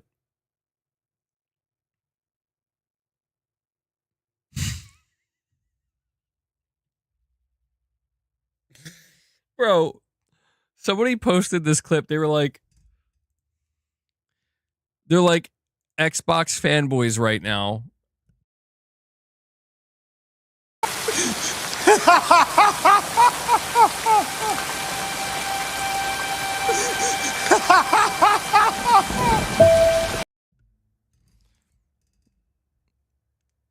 I hope I didn't play that too long. I hope it doesn't get copyrighted. But that I mean, I'm not gonna lie, it's a little bit funny, dude. It's a little bit funny. I don't think it's that serious. It's a bit toxic, but that clip caught me a little off guard. That clip caught me a little off guard. I'm not gonna lie. Let me go see what people are saying underneath the actual post, though.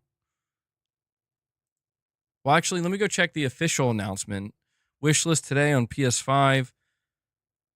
The Horizon Festival welcomes a new community of players with nearly 900 cars available in the game, over 40 thematic game updates, 2 expansions, and so much more content. Our team is excited to announce that this spring, PS5 players will be able to explore Mexico's beautiful roads and experience the Horizon Festival for the first time as we are officially launching Forza Horizon 5 on PS5. The PS5 version of Forza Horizon 5, developed by Panic Button, in partnership with Turn 10 Studios and Playground Games, will have the same content as the Xbox and PC release of the game. Previously released car packs, as well as the Hot Wheels and Rally Adventure expansions, will also be available for purchase. We are excited to see the Forza Horizon 5 community grow with new players on PS5, and we can't wait to see the creativity and skill these new creators, builders, and racers will bring to our vibrant community. In addition to bringing Forza Horizon 5 to PS5, we're working on a special new free content update for all platforms, Horizon Realms. Realms will give players the chance to explore a curated collection of some of the community's favorite previously released evolving worlds alongside some other surprises. Stay tuned on our channels for more details soon. Wishlist. Hold on. Come on, boss. Come on. Wishlist Forza Horizon 5 on the PlayStation Store today to stay informed about updates and release times. If you already own the game on another platform, share the news with your friend in the PS5 community and tell them to get ready to join your convoys, as crossplay will be available for all Forza Horizon 5 players across Xbox consoles, PS5, and PC. We look forward to welcoming new players to the Horizon Festival, and we are sure Forza Horizon 5 veterans will share their experience, tips, and tricks to make beginners feel right at home, as they start their adventures. So, wow. There we go, man.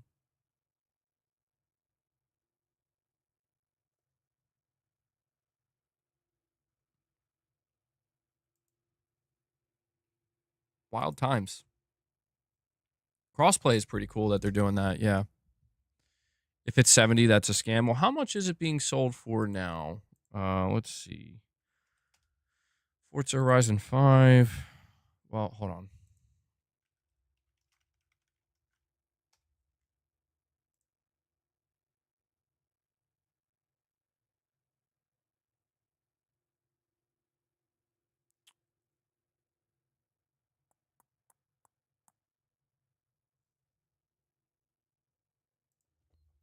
Oh my God, boss, you are annoying sometimes, man. Come on. Come on. Guys, we need to get some memberships, man. We got to hit this goal so we can feed boss treats, cuz he's clearly losing it. So on the Xbox store, Forza Horizon 5 is not available to buy separately. What? Boss, I said no, bro. I'm sorry, you can't bite my microphone. I don't know how much it is, to be honest. It's not showing up for some reason. I can't imagine it's full price though. It's $20. $20 on Game Pass. It's 30. Okay. Yeah, for some reason it wasn't showing up. It's $30. Boss, what don't you understand? Any pro version? How about you're saying it's available to wishlist on the store right now? Who is Panic Button? I've never heard of them. I'm assuming they're just like a kind of port studio. Boss is livid. Is he livid or excited?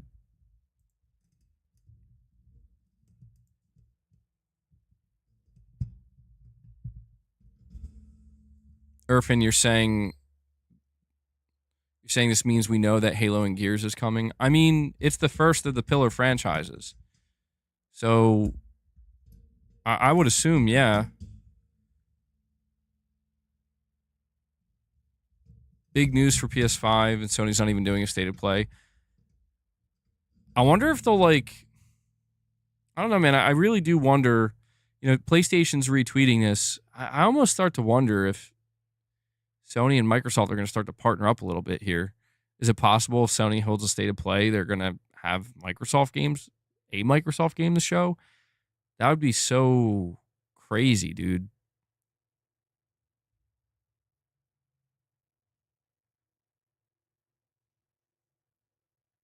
You're excited for Fable?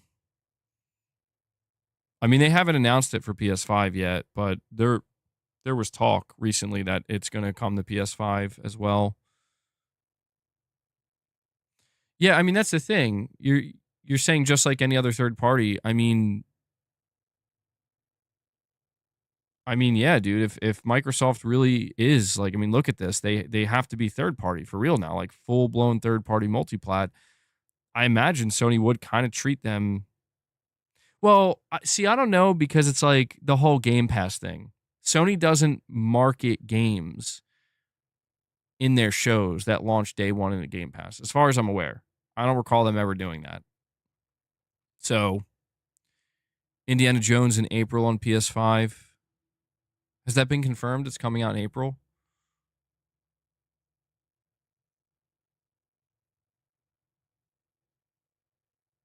Yeah. Yeah. I mean, I saw Microsoft's earnings report, dude, and it's no wonder they're doing this. Like, specifically for the gaming division. From the gaming division, boss, you gotta chill, bro. You gotta chill. Come on. Don't refuse. Don't refuse me. Flatted Fifth with a $5 super chat saying, "Hey MBG, really looking forward to no scoping and teabagging 1 million PlayStation noobs on Halo Infinite." Oh man. Yeah, dude. A lot of PlayStation players going to be going in not knowing what they're doing, getting absolutely wrecked. That's funny, man. What a crazy sentence though. What a crazy sentence. I was saying that I was checking out Microsoft's earnings report, and the gaming division, it's not looking great, man. It's not even looking good. Xbox's revenue, the gaming revenue was down 7%. That was during the holiday season, man, with Call of Duty and Indiana Jones. Like, I think it, you know, you can kind of see why they're doing this very rapidly. They're like, we need to make more money. And I think they're going to. I'm curious to see like how well a game like Forza Horizon 5 sells. You're saying that's a misread of the earnings? I mean, it could be. I wasn't looking too deeply into it, but it looked like they were down 7% revenue. The hardware was down 39%, which is not shocking. And the games and the services were up 2%. So it's like, I have to imagine that there's a sense of urgency from the Microsoft side where it's like, we got to get those numbers up, you know? One of the easiest ways to do that, start dropping these games on PlayStation, man. We're potentially sitting on millions of sales across multiple franchises and titles. So it does make sense why they are maybe doing this much quicker. Yeah, the Forza, that's true. Forza has licenses that expire, so I wonder if maybe they extended it or something, or they renewed it.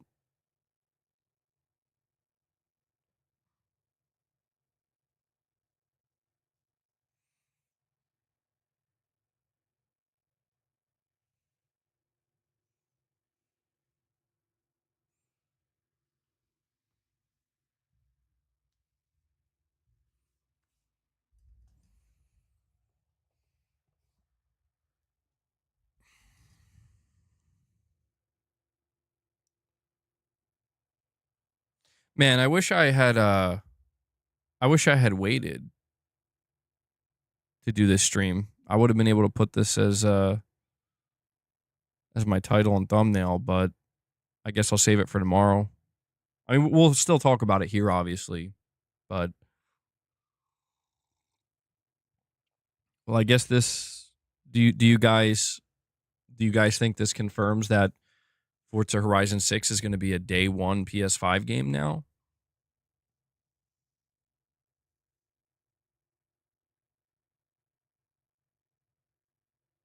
Good luck, Carlos.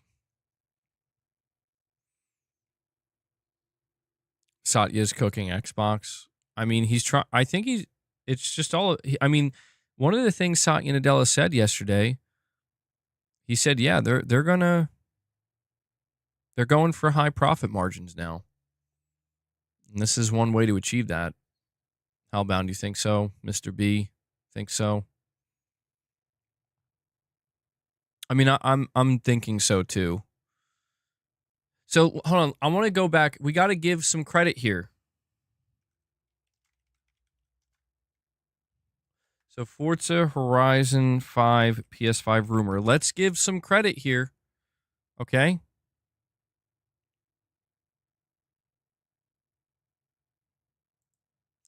Jez Corden debunks rumor of Forza Horizon 5 port to PS5. This was August 14th, 2024. He said, rumors of another Xbox to PlayStation port. I could see it happening someday, but this time around, it's not Forza being announced next week. Okay, so for clarification, he was saying that back in August, I think that was, what was it? It was Indiana Jones. Okay, so he's not. The Gaming Leaks and Rumor subreddit, man. Sometimes they're headlines. Let me see. I'm trying to figure out where the original rumor stems from so we can give them their credit.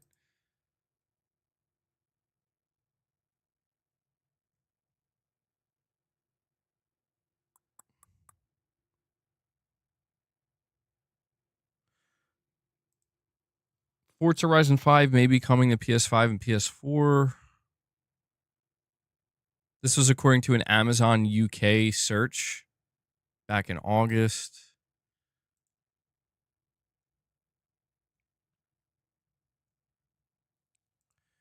Let me see. A notable leaker. So back in November, Ecstasis. Okay. Notable leaker Ecstasis claimed that Forza Horizon 5 has already been ported to PS5 and that Xbox considered a game that can do quite well. As for a release date, the leaker isn't sure at the moment, claiming, I don't know when, but it will arrive. Note that right now this is a rumor and should be taken with a pinch of salt. He was right.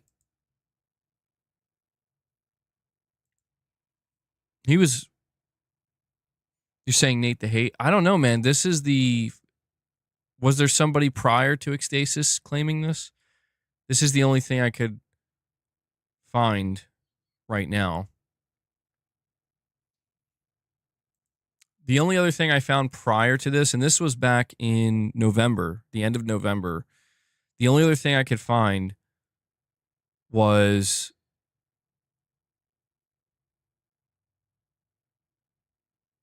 apparently a random post on Amazon. So I don't know if there was something before that. The reason why I am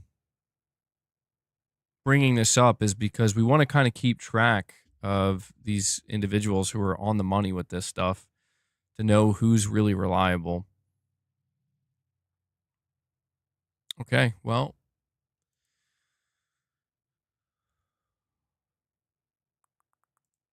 Wow. I still can't get over just how casual the announcement is. Just like, yeah, here it is, bro.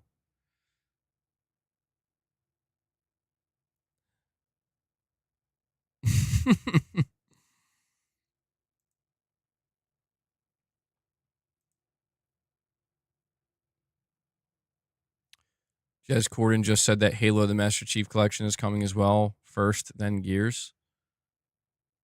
Okay, let me go check this out.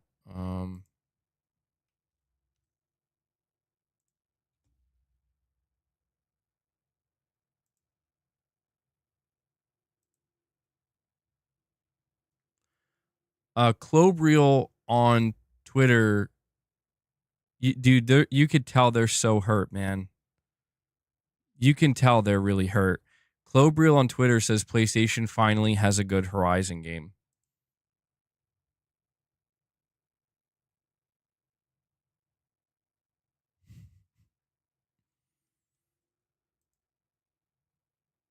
That's amazing, dude. That's amazing. Like, I get it, bro. I get it.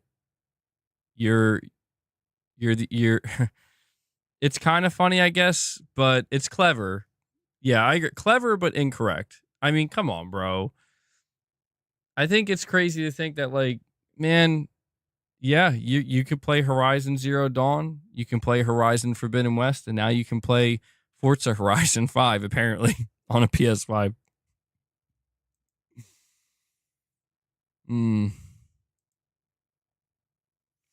Forza Horizon 5 is about to outsell Astrobot. Let that sink in. Dude, oh my god. Oh my god. This is what they're saying?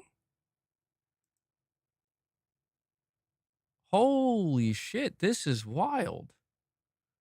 I'm a little bit surprised. I'm not going to lie. Like, what the hell is going on, bro? Is it I thought this was like known. Why why are they taking shots at Astrobot, man?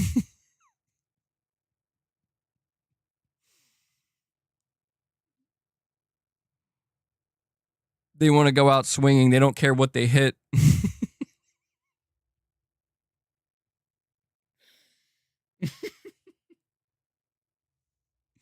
Poor Astrobot, man.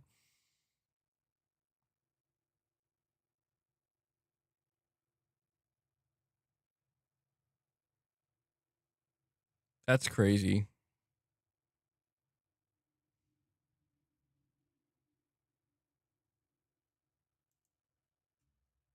I mean, I get it. I get it to a degree. Like, this is going to be hard for some people, but I don't know. I just feel like we've known this, man. Like Phil, like we just went over that Phil Spencer interview. Like he's like, yeah, we're not. Phil Spencer was just one step away from just being like, we're gonna put our games on PlayStation, okay? We're doing it. We're just gonna do it. He couldn't say it like that, of course, but you could kind of tell. Like that's why I was pointing out when we were watching that interview with Phil and he was asked about Starfield, he kind of got annoyed. Like no. Like you could just tell, like, don't you guys get it? It's over. Like we're going multiplat. And I understand where that comes from because there is this frustration. I mean that's true. It's like I guess nobody's shocked at this point, but I just don't understand.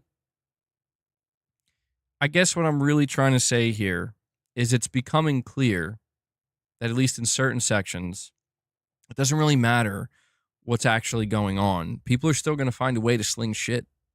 And it's like now we're talking about we're gonna pit Astrobot against Forza Horizon. Like what are we doing here, bro? Now we're gonna talk about how Forza Horizon is better than Horizon Zero Dawn. Like what are we doing? What are we doing here? I mean, come on, guys. It's not that serious. Talk about GT7 and Forza. There you go. Horizon. Now that's an interesting comparison. I mean, it's interesting because we've talked for a long time about how maybe Sony should try to make a Forza Horizon competitor, but now they don't need to. Truthfully, they still could if they wanted to, but Kane Z7 with the super chat says, "Take a look at the picture I posted under your Forza post, MBG LMAO."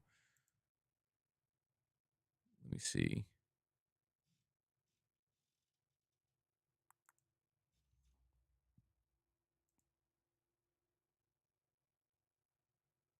What picture?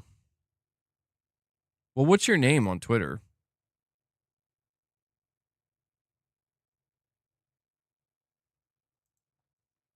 Kane, you gotta tell me what your Twitter handle is. Kane De Silva.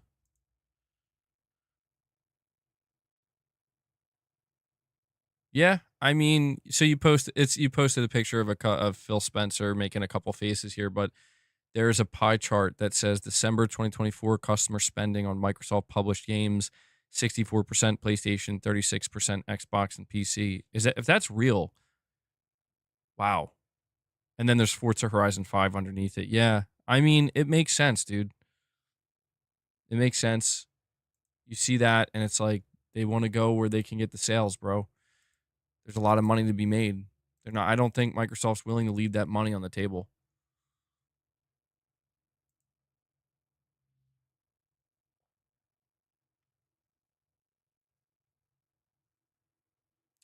I'm trying to find somebody. Hold on.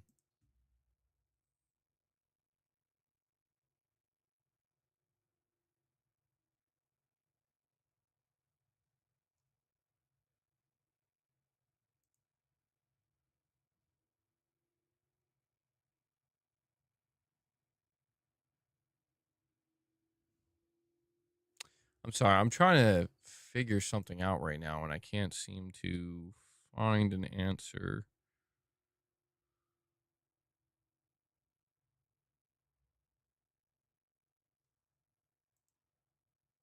Okay. Well, it's whatever.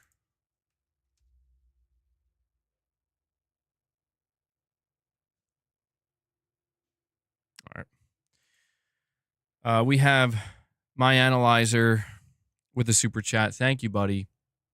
And it's their 5th time super chatting. Very much appreciate that.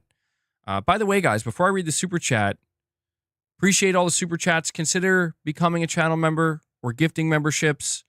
All right, I'm going to push this out here because we will be doing a members lounge once this stream wraps up. We did a members lounge yesterday. We're doing another one today. We have a morning with the misses tomorrow.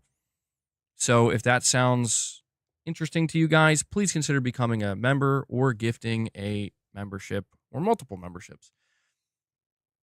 My analyzer, you're saying, why do we fight now that Xbox has died? What do we do without the console war? Don't say Nintendo. They're in a market of their own. We need a nemesis. We need a nemesis. What are we going to do? I would say we've just reached a point where it's like, let's just enjoy the games, man. You know? Let's just enjoy the games. They're like, if you're wondering, my analyzer, go check Twitter. You'll find your nemesis or whatever there. However you want to, where you'll find it. If you're looking for people to go back and forth with and and kind of get in the weeds of that, they're still there. Like, I just saw 2 people who were Xbox players, one with a massive following at that, dunking on Horizon Zero Dawn and Astrobot while Forza Horizon 5 is announced for PS5. So if you're looking for that, it's there, man. It's still gonna remain there. It's not going anywhere. If you're talking about the competitive nature that has kind of defined, I would say, a portion of this industry through Sony and Microsoft, I don't think I just don't think it's going to be the same ever again, man. I don't see how it can. This is like the first silo, you know? This is the first major, like, to me, this is the first major Xbox game. The games that we've seen previously were big, Indiana Jones, Sea of Thieves, but I mean, this is, again, Forza is a pillar franchise for Microsoft. So this to me indicates that, you know, what we thought was going to happen is not only going to happen, but it's happening now, and it's going to happen very quickly. And so, in terms of the competition, I mean, I just don't think it's ever going to be the same. I think people are going to move goalposts for sure. You know, people are still going to play those types of games, but on the internet. By the way, guys, if you haven't yet, please hit that like button. Help out the stream. Show some support in the easiest way possible by taking a moment and hitting that like button. Let's see if we can push for 200 likes. Phil is in an atomic shelter for an undisclosed time. I don't think so, man. I think there's a reason why the timing of this announcement, it came right after those interviews with Phil. I think he was just trying to prepare people, you know?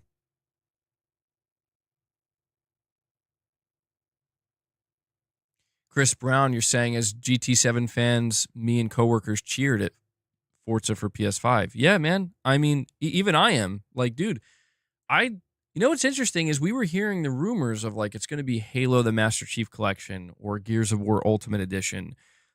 Nowhere in those recent rumors was there any talk about Forza Horizon. So the only reason I'm not as surprised is because I do remember the previous rumors from last year in, like, November. But it is a nice surprise. And the Forza Horizon games are great, dude. You know? If you're into racing games at all, especially more arcade-like racing games, I definitely recommend Forza Horizon. I've always enjoyed it. I'm actually more excited at I'm more excited at Forza Horizon than I would have been for something like Halo. MVG, according to Steam reviews, Spider-Man 2 seems to not be running well even on high-end builds. Yikes. I suspected this would happen. Yeah, I suspected this. You know why? Because when Nix's software posted about Spider-Man 2 releasing today, and underneath it, they were telling people, like, please let us know any issues you find or report. And I don't know why. I don't know if that's a normal thing that they tweet out, but I just kind of was like, I wonder if there's going to be some issues with this launch. So, what did Sony say about the 30th anniversary themes? They said they're going away tomorrow, but they're coming back in a couple of months. They want to, they want to make sure fans are going to be happy by bringing them back, because the fans were saying, please don't remove them. It sounds like they have to tweak them a little bit, but they're bringing them back and they're going to remain there permanently. We have Kane Z7. Thank you so much for the super chat, buddy. You're saying, hey, BG, what if this is some 6D chess? Oh, shit. 6D chess. Microsoft releases their games on PS5. PlayStation players start liking the games. Then in 10 years, they stop releasing Xbox games on PlayStation just so people will have to buy Xboxes to play the sequel. I understand the logic behind what you're saying, but I'm going to say no. That's definitely not the play. And there's a couple reasons for this. The biggest one being money. You have to understand why Microsoft is doing this in the first place. We also have to understand Microsoft is going out of their way to do this. All right. This isn't keep in mind, they had to hire an outside studio and, pay them an undisclosed amount of money for an undisclosed amount of time to port this game to PS5. What they're doing requires extra resource, extra time, extra manpower. And it's not, you know, it's not something that I think we should overlook. They're investing in to making this happen. They're doing this because they believe it's going to be worth it in terms of the amount of sales they're going to get and the amount of money they're going to get off of these sales on PlayStation 5. Once they see that money, it's like when we look at Call of Duty, the same idea applies here. Call of Duty makes the majority of its money, or at least 50%, just a massive, massive chunk of money from PlayStation and PlayStation players. Microsoft is not going to, the type of losses that Microsoft would have to incur, even if it was for the short term or even the midterm, would be devastating, and it would tank them. If they were to pull Call of Duty off of PlayStation in the name of we want to make it an Xbox exclusive, there's no way they're making up those losses as it being exclusive. Even if they sold 25 more million units of Xbox, they're not making up those losses. And they know that. And they would also be doing that knowing there's apparently a ceiling, an upper limit in the console space. So they're not doing what you think they're doing here with this 6D chess move, because at the end of the day, Microsoft has made it abundantly clear that the traditional console model, I mean, Phil just straight up basically said it in the interview, it doesn't work for them. Phil's talking about the health of the business, the Xbox division. Yes, they have to worry about the health of the business because they just made about $80 billion or so. $75 billion, I should, because I can't just be throwing around billions extra like it's nothing. About $75 billion worth of investment in the gaming division. They absolutely have to worry about the health of that division because that's a lot of money. You know, this isn't chump change, even though for Microsoft being a $3.2 trillion company, you could see it that way. It's a lot of money. It's a lot of investment. And they're not doing this as some kind of long-term play. What Microsoft wants right now is for more people to buy PlayStation 5s and then buy Forza Horizon on the PlayStation 5. That's what Microsoft wants right now. Of course, they want you to go buy an Xbox and subscribe to Game Pass, but they've accepted that that's probably not going to happen. And by allowing people to buy these games digitally on PlayStation and build up their libraries on PlayStation in this ecosystem, there's no chance Microsoft rips that out from under them. There's no chance they do that because it would only hurt their business. That would make their business less healthy ultimately. You know, if Sony made a $68 billion acquisition, everything would have to go everywhere as well. That's the nature of the beast, man. Microsoft, we can't forget that Microsoft gave up on console a while ago. Okay. They put more stock in Game Pass. Game Pass was supposed to be the thing that got them out of the console race and into their own lane. And Game Pass has not proven to be, where it's at. It's not enough to make that happen. The reason why they made these major acquisitions was to feed Game Pass, which they are doing. And I'm sure it's helping. I don't think it's hurting. It's helping, but it's still not moving the needle the way that they thought it would. So this is truly the last resort of like, all right, well, what's the fail safe here? The fail safe is, okay, if nothing else works, we can just be a publisher. That's the fail safe. And that's what we're seeing. And so it doesn't mean they're giving up on Game Pass. I think they have given up on the console, growing the console business. I think that's obvious. They're not giving up on Game Pass. They're going to continue to try to grow Game Pass. And if becoming a full-blown third-party publisher is what they need to do to continue to justify launching games day one into Game Pass, then that's what they'll do. With no guarantee. The only real guarantee that Microsoft has right now is exactly this. Is that, listen, if all else fails, we can just publish games everywhere and make money everywhere. And that'll be that. So,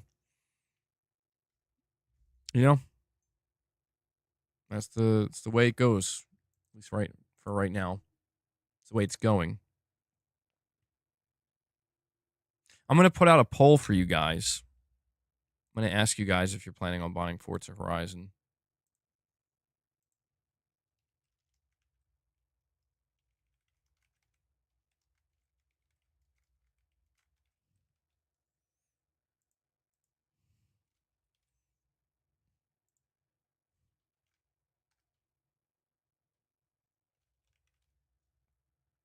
All right, vote on that poll. Jez says Halo's on the way too. Where did he say that?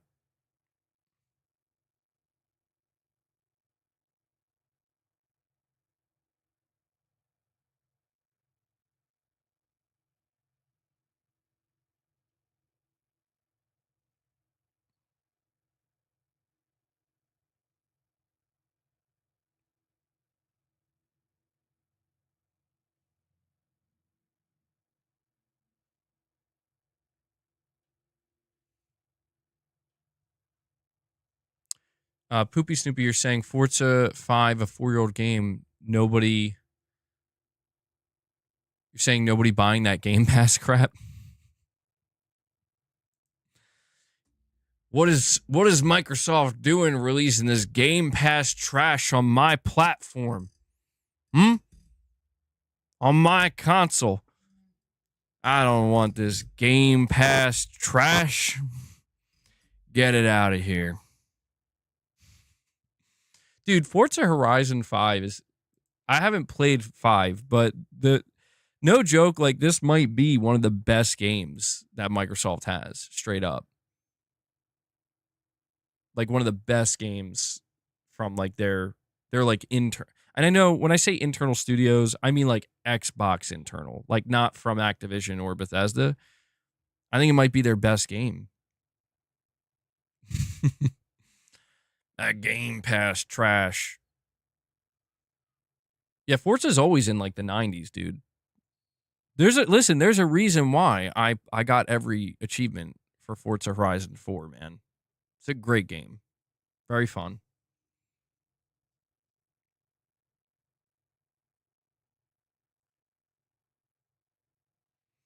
Saying, guys, this chat, Twitter, and Reddit is the minority. Forza is going to sell shitloads of copies on PS5, which will make them triple down on their publishing efforts for PS5. I mean, if I had to guess, I'm assuming they're going to sell at least a couple million copies. 2 to 3 million. Maybe more. Maybe more.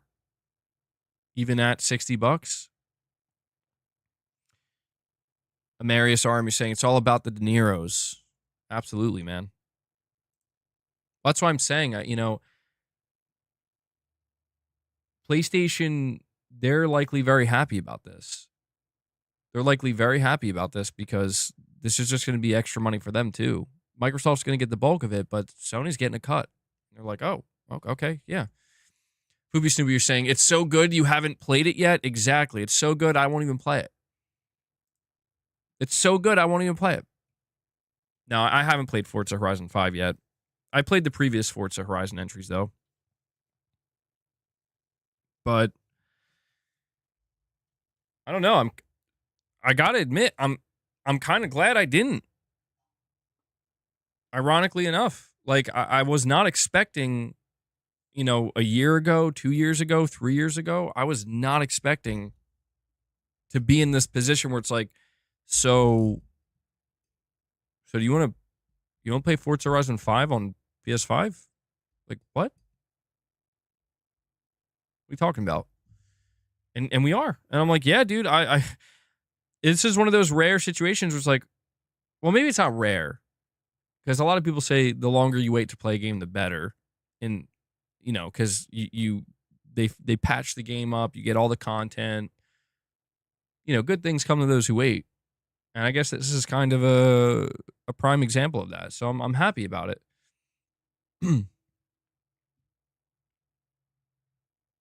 you think PlayStation-specific content creators will start to lose support as these platforms start to release their games everywhere? I would hope not. I mean, I think that you'll probably see. I mean, I guess it depends, right? Because like you say, oh, you said okay, platform specific content creators. Yeah, so I don't know. I don't know, man. We're gonna find out at the end of the day what brings people here. Not just here, but like to any platform centric place. Like, is it the is it the competitive nature and kind of you just the push and the pull? Is that what it is? Or is it the love of the platform and or brand and what it offers? What's stronger? What's really keeping people engaged with that? And I to be honest, I feel like this is one of those things where I don't have an answer. We're just gonna have to kind of see, right? We're gonna have to see. Like I would assume, listen, I would assume that like, for example, for like Xbox like platform people that are also content creators or something, I'm gonna assume that they'll be just fine because it's like you're still like these are still games. Basically, the transition is gonna have to be from it's not so much about the platform itself, it's more about being a fan of a publisher. But it really depends on like in the case of Microsoft, again, they still have a console. They're going to have another console. They're still going to release products. I just don't excuse me, I just don't know how relevant they're going to be, but they're still doing it. So it's like, no, I think there will still be a place for it. I think there will be a place for it.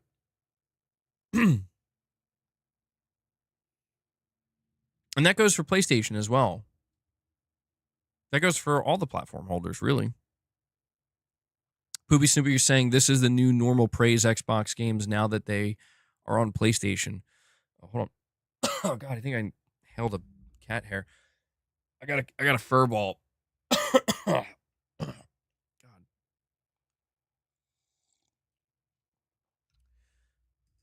Well, I mean, yeah, to an extent, Poopy Snoopy. Yeah. Listen, if you here's the question I think you want to ask me.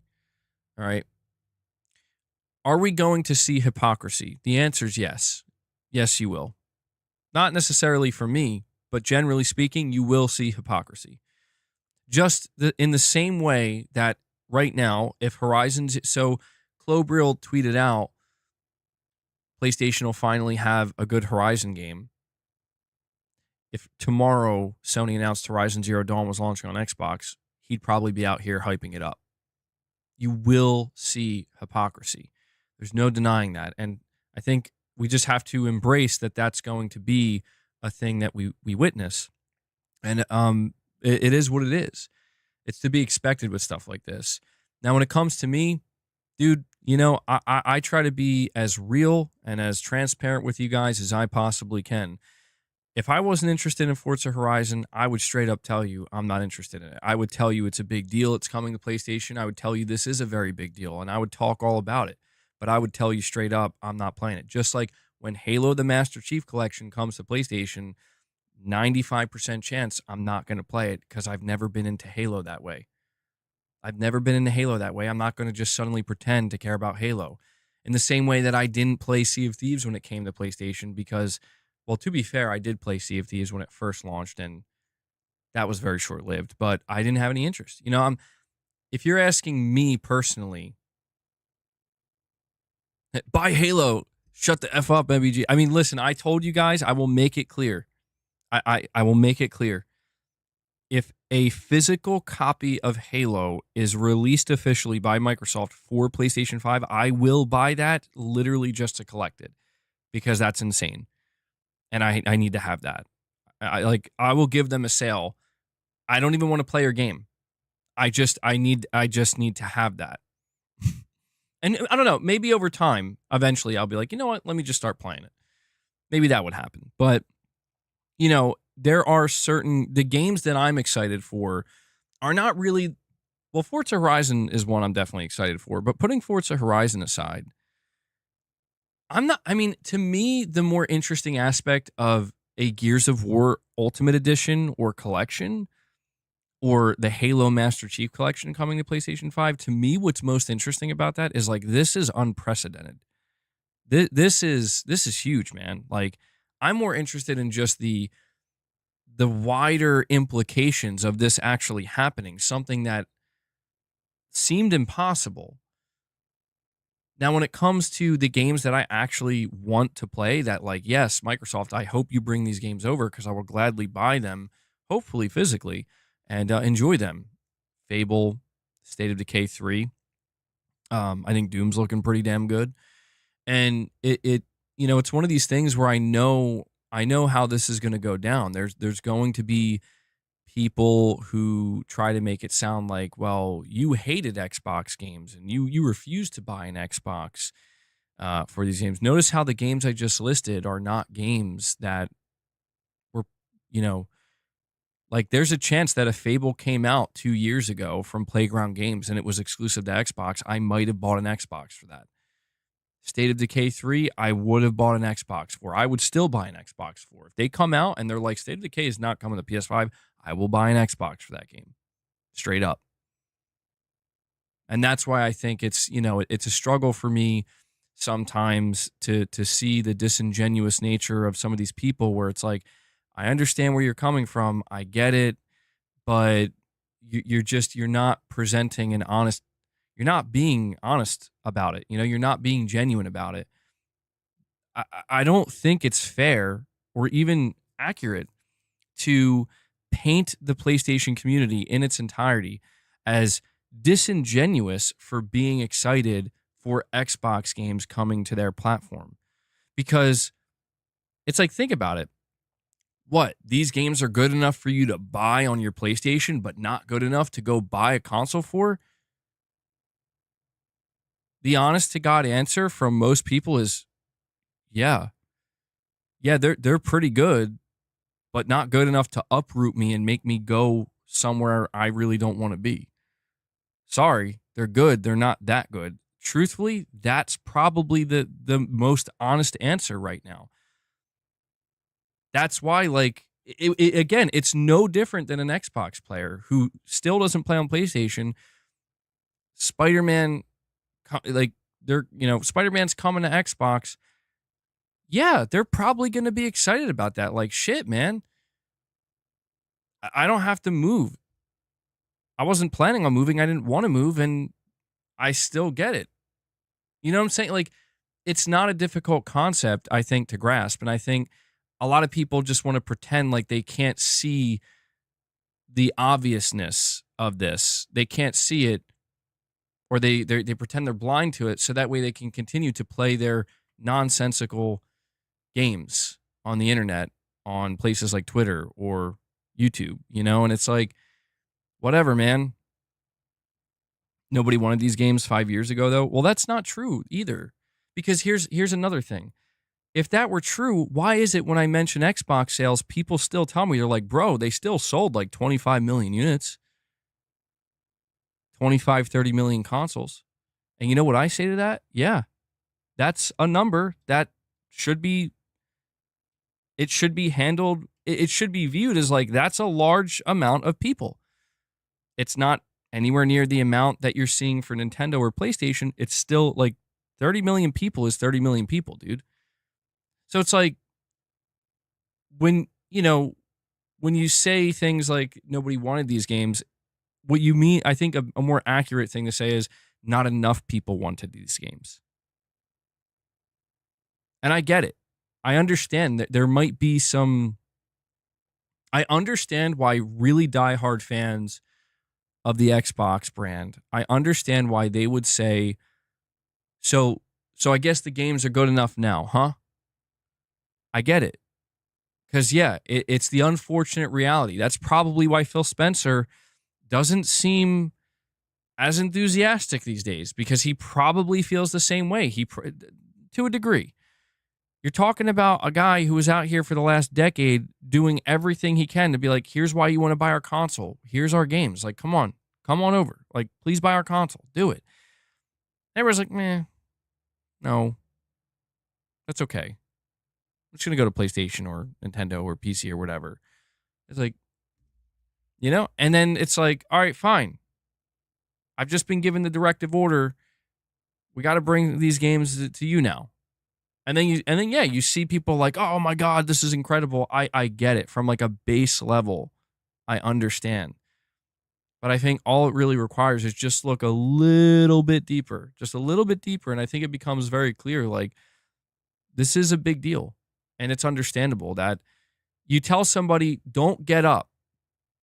Don't get up. Don't move. Don't walk away from your library. Don't walk away from your preferred console. Don't put down the controller you like to use. Don't do that. Just press one button, maybe two. Press the X button twice so you can buy this digitally. Give us your money. Play the game. And please buy some DLC or microtransactions while you're at it. You have to be able to understand that, dude, you went from asking somebody to pull out their phone, make a $400 to $500 order, maybe more than that, tack on the game, get set up, set the console up, make a profile, potentially have to subscribe to play online. You're going from that to, you don't have to do any of that. Go to the PlayStation Store, press the X button 2 to 3 times, and you can play our game. And people are going to sit here and pretend like they're confused and perplexed as to why people who are playing on that platform are cheering that on. There's literally nothing confusing about it. It's the exact same thing you see on the PC side of things when it comes to PlayStation, where PC players want Sony to go day and date because it's just easier. So that way in the future, if there is a game that Sony shows that looks that good, they don't have to go, God damn it. Now I got to wait. I got to wait 2 years, maybe 3. But I really want to play it. It would just be easier for them if it's like, here it is, right now. Couple clicks, it's yours. It's not difficult to grasp why people are cheering that on. But it's also, in my opinion, not difficult to grasp why, certain Xbox players right now are not feeling great. They're not feeling great because, well, this is a loss of identity to a degree. Or not a loss, but a transformation of the identity. Xbox. What does that mean? It used to mean console. It used to mean ecosystem, closed ecosystem. Excuse me. It used to mean competition, direct competition to PlayStation and their box and Nintendo and their console. That's what it used to mean. Now Xbox is going to mean publisher. Publisher that also makes their own hardware that you can buy if you're interested in it. That's what it's going to mean.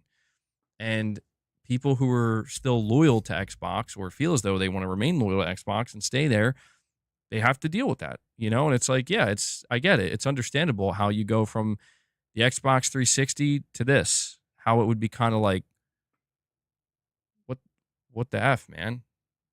I get it. But it's the nature of the beast. It's the nature of competition. It's the nature of business. And it's always going to, who knows? You could see certain PlayStation players right now,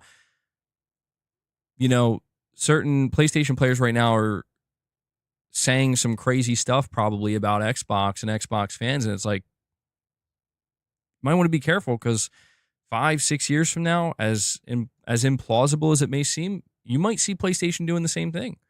And what then? You know what I mean? Like, I'm just saying, man, everybody thinks they know until they find out they don't.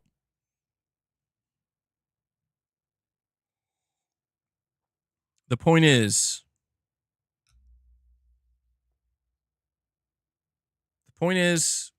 Xbox sucks. I'm just kidding. I'm just kidding. You're saying you told everybody Spider-Man 2 would be an epic failure on PC?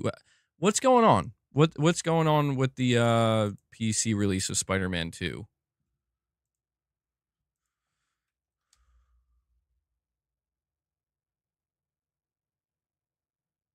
Jez Corden says Halo the Master Chief Collection is also on the way to PS5.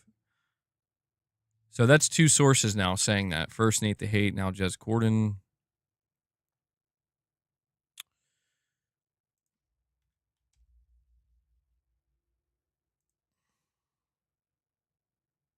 It got cracked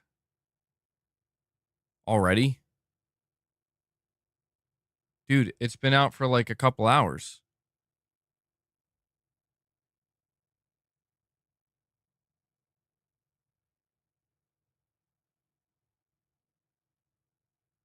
Spider-Man 2 flopped on PC. This initiative is waste. Well, where are you getting that from?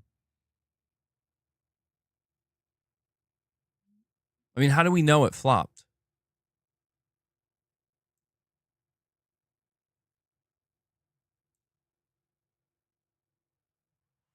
What did Nate the Hate and Jez say? Nate the Hate came out and said that Halo the Master Chief Collection and Gears of War Ultimate Edition are making their way to PS5. And now Jez Corden's saying that he's hearing Halo the Master Chief Collection is coming to PS5. 15,000 players in the first hour. Is that bad? I legitimately don't know. I don't know if that's bad or not. I don't follow PC. Like the last time I ever followed, and tracked a game on PC was Helldivers 2. You're saying it is bad? On PC, it's awful. I see somebody saying it's not bad. I mean, that's what my instinct is telling me. Like, how's a game flop in an hour? I'd say give it like a day or two, or yeah, maybe through the weekend, and we'll have a better idea. If Spider-Man 2, listen, if Spider-Man 2 flops on PC, Sony might have to reevaluate some things. They might have to, because there's no reason Spider-Man 2 should flop on PC. There's no reason. The question becomes, if Spider-Man 2 flops on PC, does that make Sony decide we actually should go day and date, or does it make them pull back and say maybe we should stop PC releases? Depends on who you ask. The Venom mods, yeah.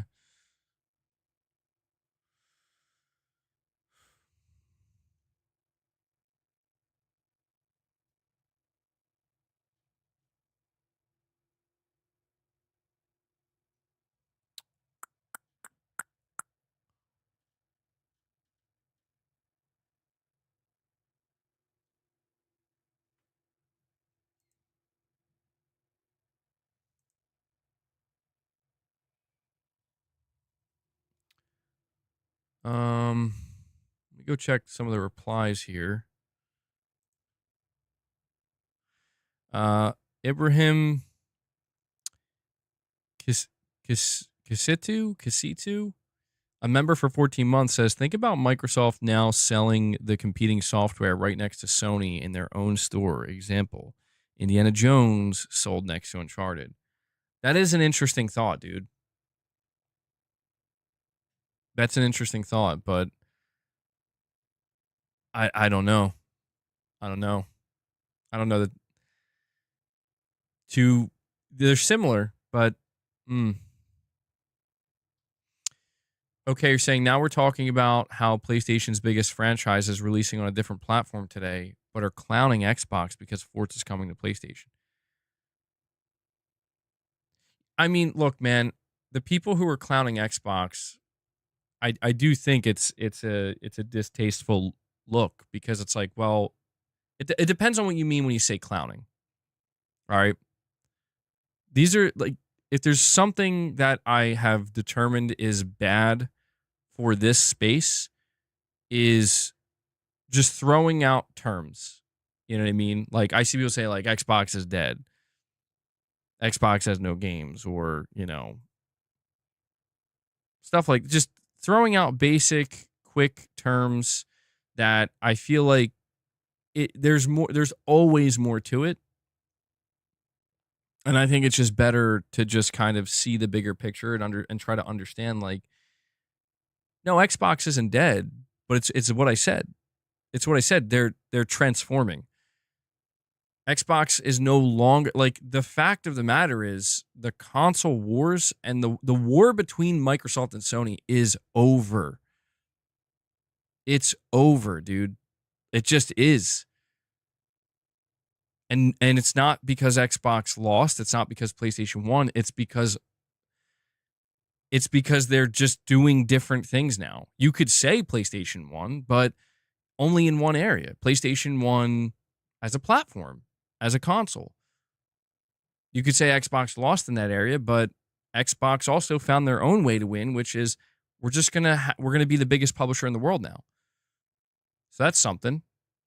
Yeah, I mean you pay to get there, but that's the nature of the beast. That's the nature of business, dude. The nature of business is you're allowed to pay to get where you need to go. So I'm just saying, like, it's just weird to me, man. I get it. Like, I get it. It's fun for some people, and that's fine. I'm not trying to, like, say you can't have fun and mess around a little bit, but it's just like, no, like, the competition, it's like the game is over. It would be like, imagine it's like after the Super Bowl, imagine the NFL doesn't exist anymore. Like, there is no more National Football League. There's something else. There is no more Super Bowl. There's something else. It's like you can continue to talk about the two teams that played and who won and who lost that last Super Bowl. But really what everybody's is really going to be focused on, or what they should be focused on, is, wait, hold on. Well, this isn't going to happen anymore? No, it's over. Sorry. The NFL branched off into two different things. There's a new sport with a new name over here, and a new sport with a new name over here, and the teams are whatever. You know, it's not the same anymore. They're different things now. Maybe that was a bad analogy, but it's just you can't, I don't know, man. You can't continue to talk about Sony and Microsoft in the way that you have for the last couple of decades. I know that's hard. And I know that's difficult for a lot of people, but it's just the truth. It's just the truth, because what OK said is true, man.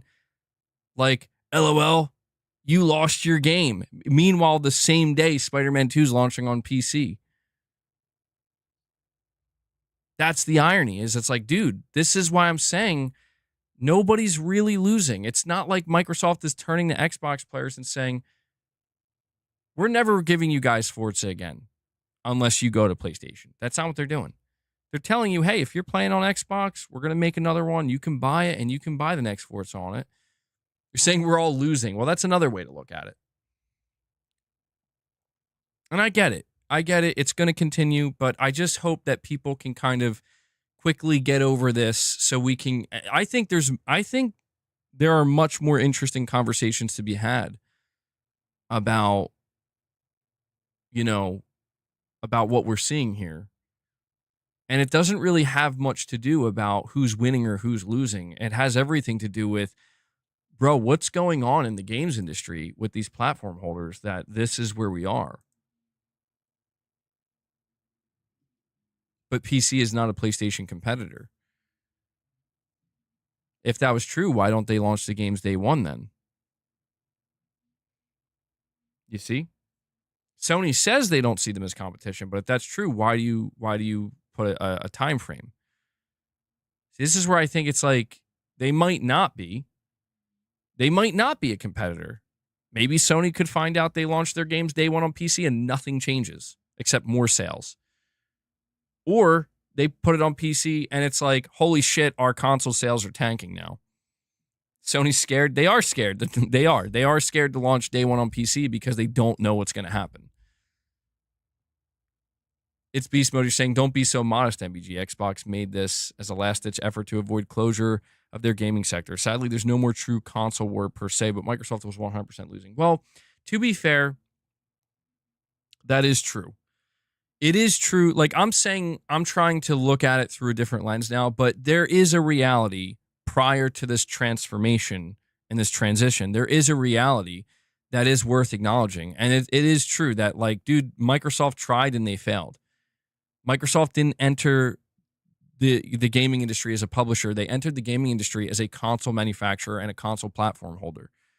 They went all in with exclusives. They went hard in the paint with exclusives in the original Xbox, the 360, and the Xbox One. And they even tried with the Series consoles, and it just didn't work.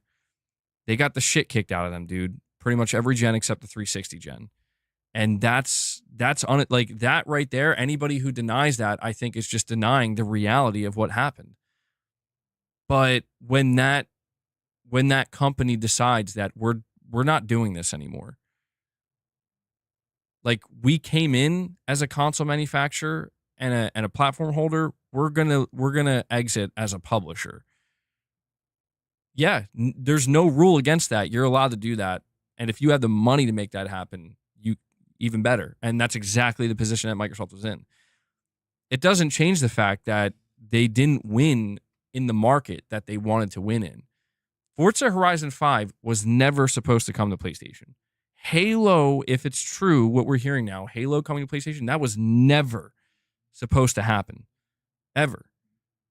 And the only way we get to this point is when they got to just kind of give it up. You know? We give up. You have no choice but to wave the white flag. But it's just like, what do you do at that point? You're gonna beat a dead horse? No. It's over. Sony, good job. You won. You don't, your nemesis is gone in the console space. Or, well, not, they're still there, but you're good from this point forward. Again, PlayStation's going to have all of their own games, whichever ones don't come to PC for a certain time frame. They're going to have GTA 6, they're going to have Forza now, and apparently they're going to have Halo. It's like, yeah, if you're Sony, you're like, wait, did we do it? Did we beat them? And it's like, yeah, dude, they're literally releasing their games on your console now. I just don't see the need for bitterness or animosity anymore, because it's like, do Xbox players think that by being bitter about what's happening that it's going to make Sony be like, you know what, we're going to give you our games now. We feel sorry for you. No. Do they think it's going to make Microsoft say, you know what, that money we were going to make, not worth it. We're going to keep it exclusive for you. Just the same way that Sony's not going to look at PlayStation fans and be like, you know what, guys, that money that we were going to make by releasing this game on PC, nah, we're going to keep this here for you. They're not going to do that. And that's where I think people need to wake up, where it's like, these corporations are not worried about who's winning who's dunking on who on Twitter or on YouTube. These corporations are worried about their bottom lines and future growth. That's what they're worried about, man. And the sooner people, I think, just kind of truly embrace that. Did I hear that GT7 might have canceled their PC port? I did not hear that. Where did you get that information from, Garrett? And Ibrahim, hopefully I'm saying your name correctly. You're saying if Microsoft is after Sony, the best way to do it is to go hit them where it hurts, give their players the option to not buy their software and buy yours. See, that's not true, though. See, I understand where you're coming from, Ibrahim. I understand where it's like, exactly. Buy our game buy Forza Horizon instead of GT. I don't think that's Microsoft play. I think the Microsoft play is, please buy Forza Horizon on top of buying GT, or after you're done with GT, or whatever. Like, what you're describing is Microsoft deciding they want to create competition in the software space. And it's like, but the important thing to understand there is that already was a thing.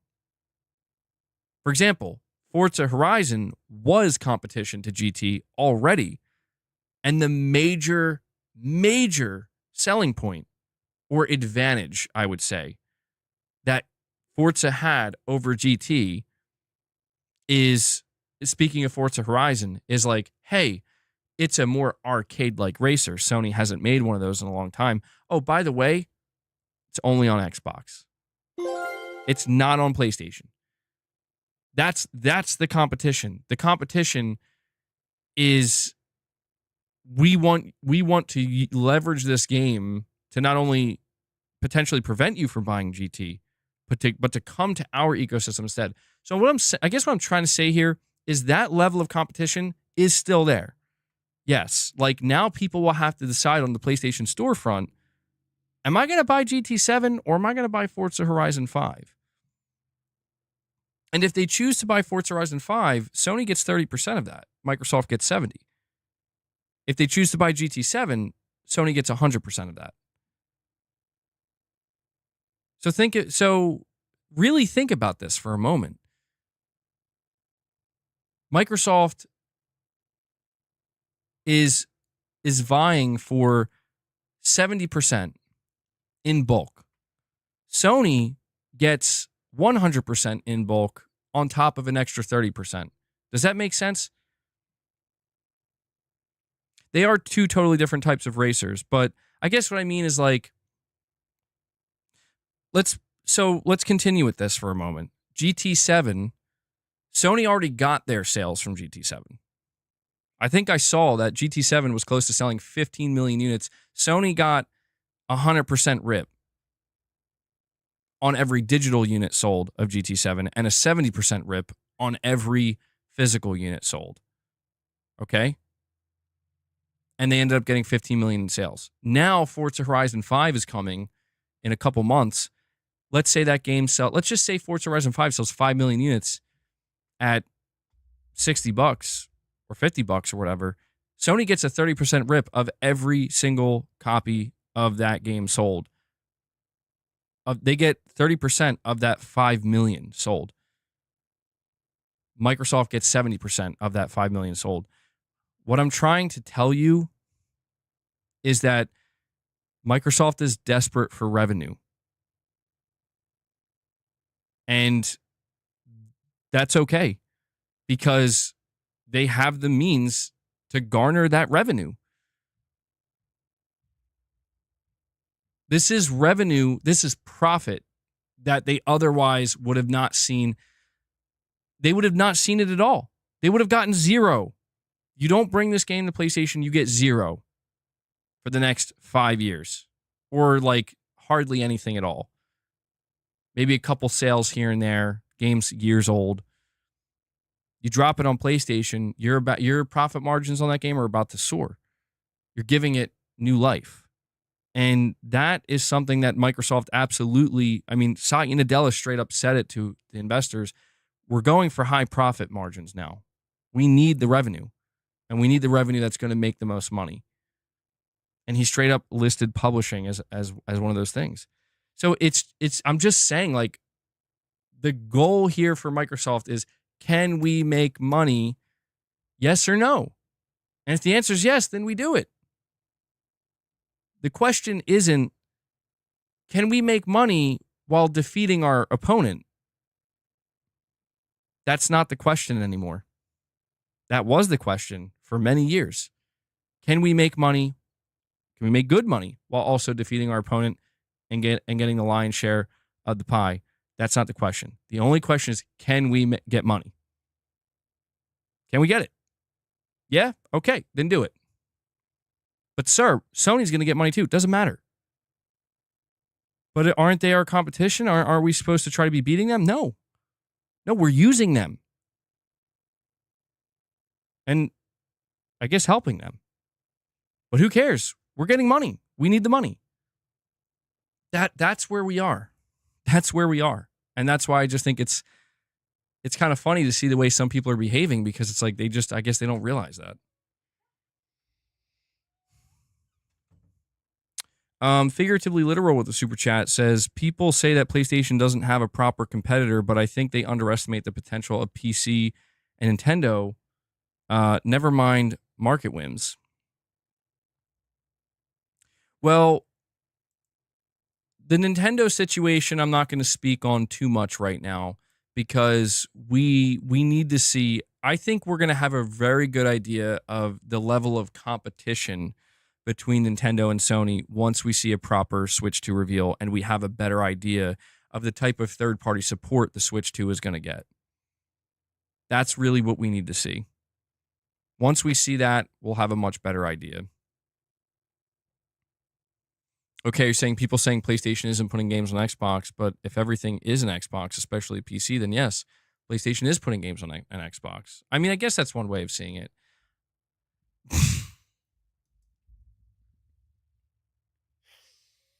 Bro, Salaire of Astora says he's like, MBG, I just smashed my Series X. Oh, man. Oh, man, that's not good. What did you use to smash it? Was it a hammer? Did you just throw it on the ground multiple times? Did you run it over? Did you run it over with a lawnmower? What'd you do? What did you do, Salaire? It's funny, too, because I just imagine it actually being Salaire from Dark Souls. I smashed. MBG, I just smashed my Xbox Series X. Praise the sun. Praise Sony. He stomped it with his hooves. Oh, damn. Damn. Probably with his straight sword. There we go. There we go. All right, let me check some of the replies on the official Forza Horizon announcement. You guys were telling me there's some wild replies under there.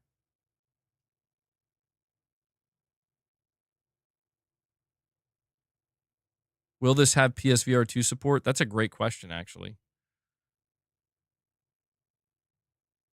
By the way, Garrett, I saw that you said icon error was the source. And I mean, you were kind of laughing at that. I mean, is it just straight up coming from them, or are they sourcing something? Because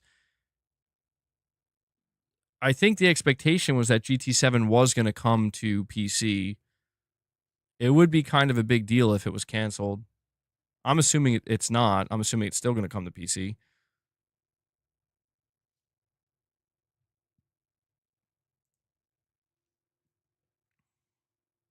Can you all nudge Polyphony Digital to do the same with a certain other car game while at it? A fair exchange. Most important question, will there be a proper physical release this time? That's what I want to know. Wait, this time? Forza Horizon Forza Horizon 5 had a proper physical release when it came out. Unless he's just talking about Microsoft in general. Ibrahim, you're saying, but Microsoft gets both 100% and 70%. I mean, yeah, technically, like they get 100% of, well, see, not necessarily, because things get really, really messy. Game Pass is what makes things very messy, because it's like, well, Microsoft got all the sales of Forza Horizon 5 on Xbox. Well, did they really get all of them? Well, no, a portion of them were actually from Game Pass, so that doesn't count as a full sale. So that already kind of slices it up a little bit. It's not quite the same, but it's, look, man, to try to put it simply, to put it as simply as I can, Microsoft needs a platform of video game players that are going to buy video games at full price or close to full price in mass. That's what Microsoft needs. And that's exactly what PlayStation provides. Same thing with Nintendo. I want to make sure we're counting Nintendo here. We're just not really talking much about Nintendo because they haven't announced anything yet for it. But that's exactly what PlayStation and Nintendo are. They are massive platforms with massive install bases, with millions, tens of millions of people, hundreds of millions when you combine them. You know, a couple 100 million people that are going to buy games at full price. That's what Xbox needs, dude. That's what Microsoft needs. Microsoft, more than that, needs 100 million Game Pass subs. But let me ask you, where are their Game Pass subs at right now? Their Game Pass subs are probably lingering between 40 and 45 million, give or take, which isn't bad, but that's not 100 million. That's not even halfway to 100 million. So, yeah, they need those full sales. They need to make money, dude. That's all it boils down to. They need to make large amounts of money because of the large amounts of money they spent to acquire these publishers and the large amounts of money that goes into developing each and every one of these games. It's 34 million? I thought it was higher than that. I thought it was like 40 or 45. That's why Forza Horizon 5 will be $70 on PS5 4 years later. I don't know if they didn't confirm whether or not it's going to be 70. I could see them doing 70.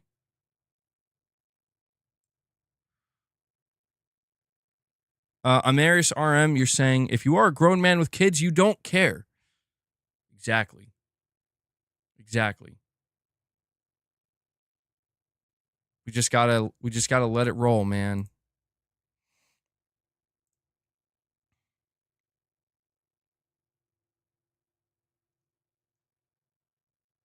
Game Pass was at 34 million 1 year ago. That's why I'm saying it has to be close to 40, right? At the very least, at this point. You ripped off your Xbox tattoos? Oh man. That's brutal.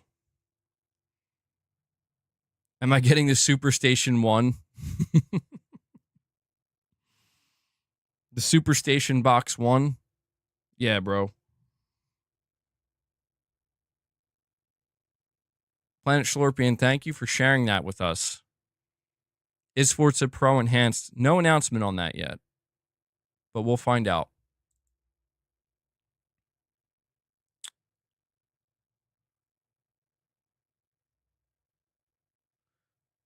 I see a lot of people are asking for a physical edition.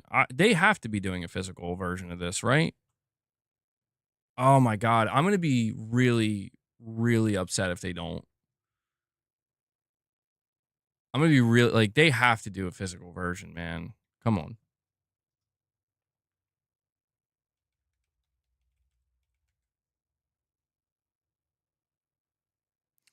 I have to let Luna out. Or not.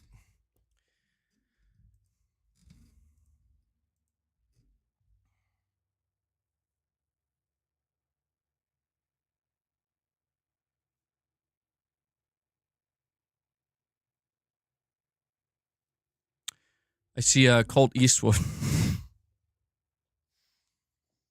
Where's Rich Rod, bro? Rich Rod, where you at? When the world needed him most. Came across a tweet from Colt Eastwood. He says,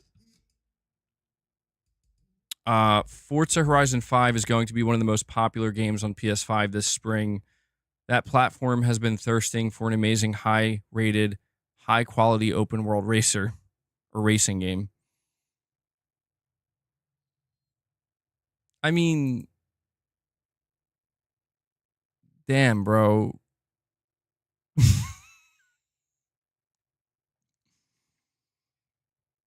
Hype. We've been thirsting. We've been thirsting over here, man.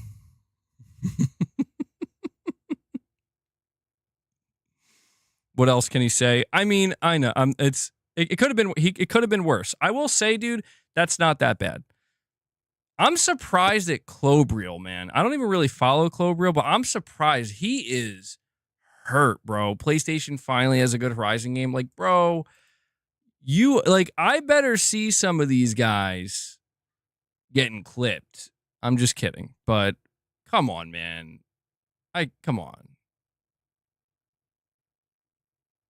How I mean, how hurt can you be? It's not, I like at this point, let him cry. I mean, yeah, it's fine.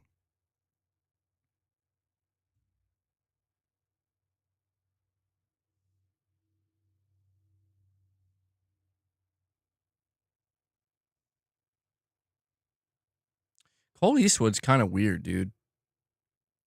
Call of Duty under Xbox is bigger than ever in Call of Duty history.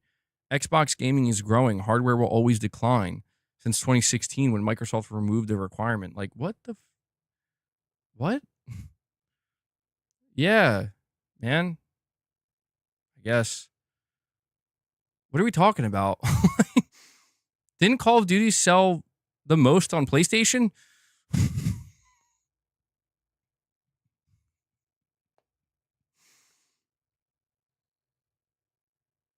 I guess because it says Call of Duty had more players in its launch quarter than any other Call of Duty in franchise history.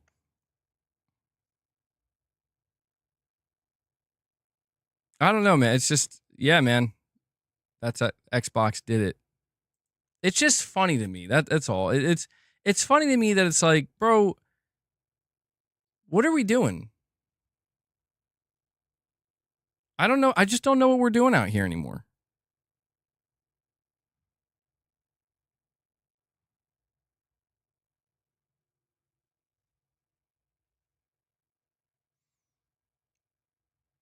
Sorry, I'm just still checking to see what else people are saying about Forza coming over.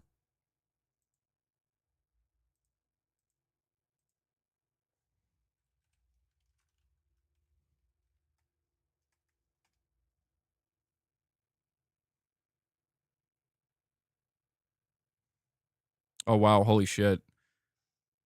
Somebody posted a picture legitimately of a smashed Xbox Series X in the snow. This is real. This is a real smashed Xbox Series X I'm looking at, saying years of loyalty to Xbox, countless Game Pass renewals, and this is how they repay us. Forza Horizon 5 coming to PS5 is the ultimate betrayal. I just obliterated my Xbox with a hammer. Salaire, bro, is this you? Microsoft has no exclusives left, no identity, nothing. PlayStation 1, like, holy shit.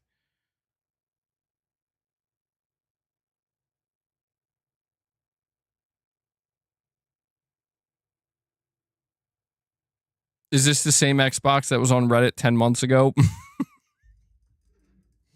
Bro pulled out somebody else's smashed Xbox picture. Ain't no way. Somebody else pulled out another one saying, same, I destroyed mine too. What is going on, man? Or maybe it's an AI picture. Yeah, true. You never know it's real anymore. Supremacy 101, you're saying one down and a dozen to go. Halo, you're next. LOL.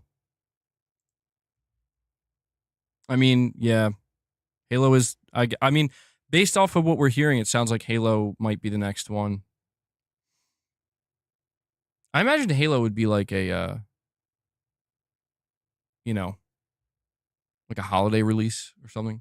Are there pictures? There's one picture, yeah. It looks real. It doesn't look AI made, but sucks for Xbox owners, the ones who will have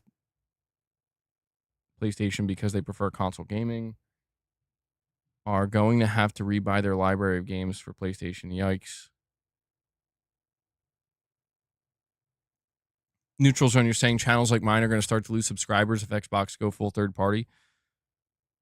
Don't you worry about that. Why? You're telling me that my channel is going to lose subscribers because Xbox is putting their games on PlayStation? What? I don't understand the logic. Wouldn't it be the opposite?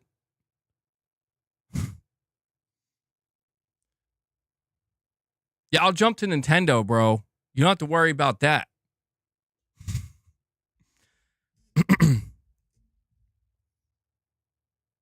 I could just dump on Xbox games on my PlayStation now.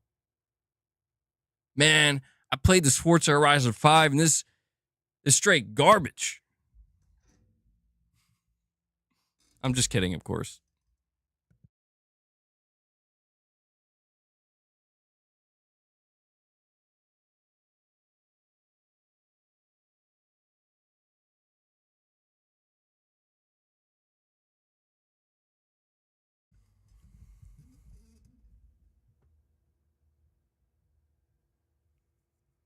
Oh, you're saying because he's saying there's going to be no more console warring? That's what most of my chat comes here for. I mean, I'm not so sure about that. I guess some people do, yeah. I guess some people come here for the console warring, but I don't know, man. We haven't really been console warring, or at least I haven't been on the channel for. I mean, there's a couple moments, I guess, but nothing too over the top, I would say. It's been pretty tame, I guess is what I'm trying to say. It's been pretty tame.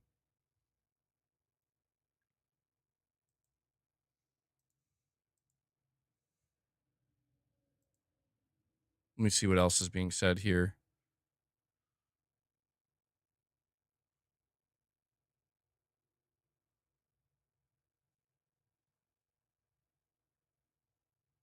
Forza Horizon was part of the sacred holy trinity. The barrier has been broken. Bro, the terminology here is intense. Very intense. The barrier has been broken. We've been breached.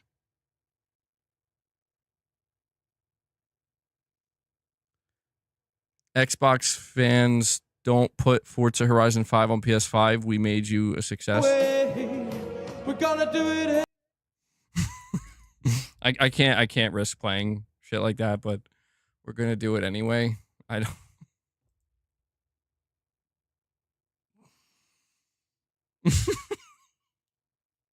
I didn't know what the dude was saying in the video.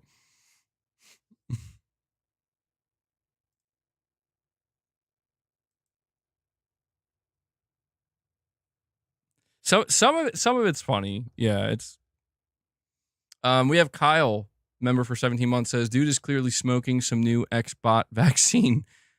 Console wars will be over, but nobody coming here who is looking for anything Sony news will be leaving. Yeah, dude, that's the thing, man, is like apparently at some point this year, based off of what the like is being said now, I'm gonna have to make a stream that says Halo officially announced coming to PlayStation 5. And it's just like that. I don't know, man. That's just a crazy thing. I guess that could make people unsubscribe. I don't know. I don't know. You realize this is, in the long run, this is a win for Microsoft. I mean, it depends on what are we considering a win? Like, what are we counting as a win? Are we counting, like, are we talking about just like total revenue or total profit? I think that would be the safest way to try to measure a win. If you're talking about Microsoft becoming or the Xbox division, I should say, the Xbox division becoming profitable underneath Microsoft in the long run, yeah. Yeah.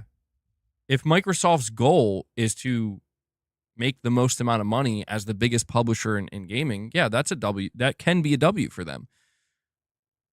They're not going to have their own PlayStation store, like they're not going to be on that level. They're not going to have a platform like Sony, but doesn't mean they can't win in their own way. That's why I'm saying, like, all these companies are seemingly going to win in their own way. Till Sony pulls the plug. I love the idea of that. Like, Sony's like, you know what, Microsoft, we're done. We don't want your games anymore. No, they wouldn't do that. Amarius RM, you're laughing, saying I'm still playing on Xbox. Tranquillo. Yeah, well, dude, that's the beauty of it. You could still just play where you want. You're saying they lost hardcore fans on this one. They're pissed. I mean,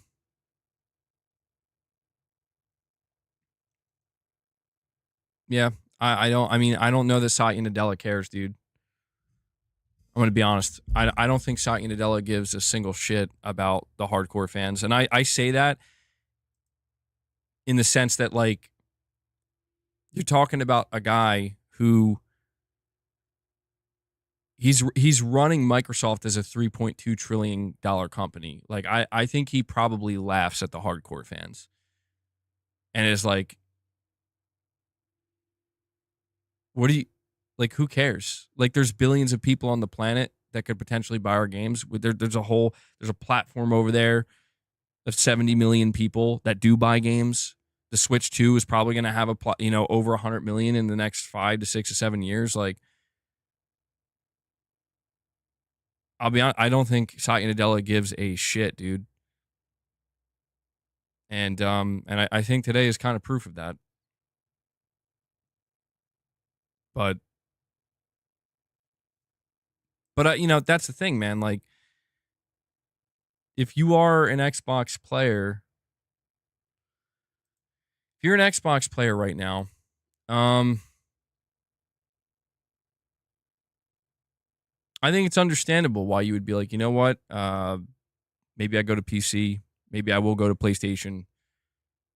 But if you're an Xbox player who just likes playing on Xbox and you're not interested in either of that, then you're fine. Yeah, man. Pretty crazy. Pretty crazy turn of events.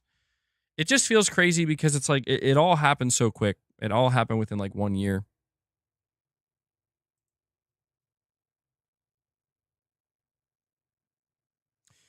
MBG, the Xbox section as a whole is in trouble. Did you see Microsoft's recent earnings? Everything gaming related is down. Revenue is down with ABK.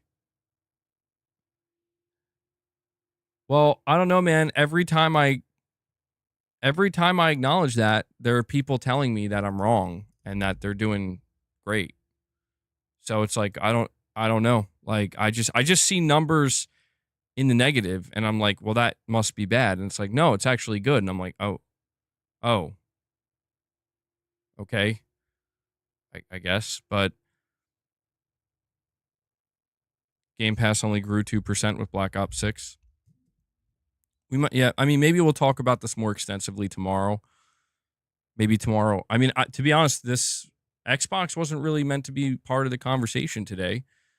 But this news broke, so maybe I don't know. Maybe tomorrow we'll do a more Xbox themed stream potentially. Maybe I don't know. Maybe I'll just maybe now would be the time to just kind of rebrand my channel as a PlayStation and Xbox channel, huh? Because people say to me, they're like, hey, man, why are you talking about Xbox? I'm like, well, I mean, Xbox games are coming to PS5. What are you talking about? So it's like, I started this channel talking about Xbox. I moved away from it because I wasn't enjoying it. Picked up PlayStation, enjoying that a lot. And what a crazy, like, everything's come full circle. It's like, I never would have thought that when I moved to PlayStation, bro, that Xbox would follow me. You know, it feels weird. Like I would have never expected that. The circle is complete. Yeah. You don't have to be either. Just be a gaming channel. I mean, I would say that, but I'm not going to cover. I know I'm not really going to cover PC stuff and most Nintendo stuff. I'm not going to cover. So that's why I don't know. Like if because I feel like if you call yourself a gaming channel, you basically are saying I cover everything, and I definitely wouldn't cover everything. I'm a little bit too picky. Supremacy 101, you're saying the hardcore is not enough to keep him afloat, let alone move the needle. And all the laughter going around is coming at the expense of those in denial. Yesterday I said I wasn't going to talk about Xbox anymore. I mean, I was thinking, hey, you know what I said yesterday that there's only a couple really big things left. And one of those things is the announcement of, I said something like Halo or Gears coming to PlayStation. I did not expect the very next day. It's like, no, dude, Forza Horizon 5 is getting announced tomorrow. Oh, shit. I had no idea. Who did? But you're saying that's my point. You don't have to. Yeah. I mean, yeah, I don't know, man. Maybe now's the time. Truly. Maybe now's the time to I don't want to say rebrand because that sounds intense. Like, I'm going to rebrand I'm going to call my channel Johnny PlayStation. Johnny Gaming 500, I don't know. I don't need to change the name. I mean, Muscle Bound Gamer, MBG, that's fine.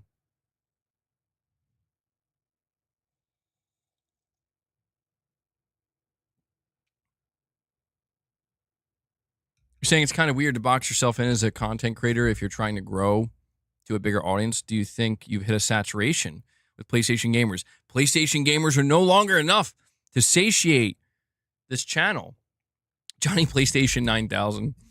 I don't know. I mean, maybe. I don't know. I think that one of the biggest things I've noticed is that. Oh, and I'm sorry, Amarius RM. I missed your chat, bro. You're saying if they change Game Pass, I'm out. Well, that we might want to pay attention to, because I have seen some people saying they suspect there might be another. This is just people speculating that there might be another price increase. And I'm like, well, I wouldn't be shocked, but I guess we'll have to see. What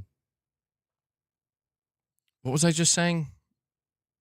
Oh, yeah, like one of the things I've noticed, and this is just, this is true. This is absolutely, I can tell you this as somebody who covers like most of the time PlayStation. We cover Xbox too, but most of the time it's more, we're more interested in like what's Sony doing, what's up with PlayStation, man, what's going on with PlayStation. I've absolutely noticed that like the more it seems like Sony is like kind of, it depends on who you ask. People call it losing their way. People call it floundering. People call it just messing up. There's also people who believe that Sony's doing amazing and they're happy with everything they're doing. But I notice that the more Sony seems to be in a kind of transitional period, or the longer they're in that period, and hold on, come on, Luna.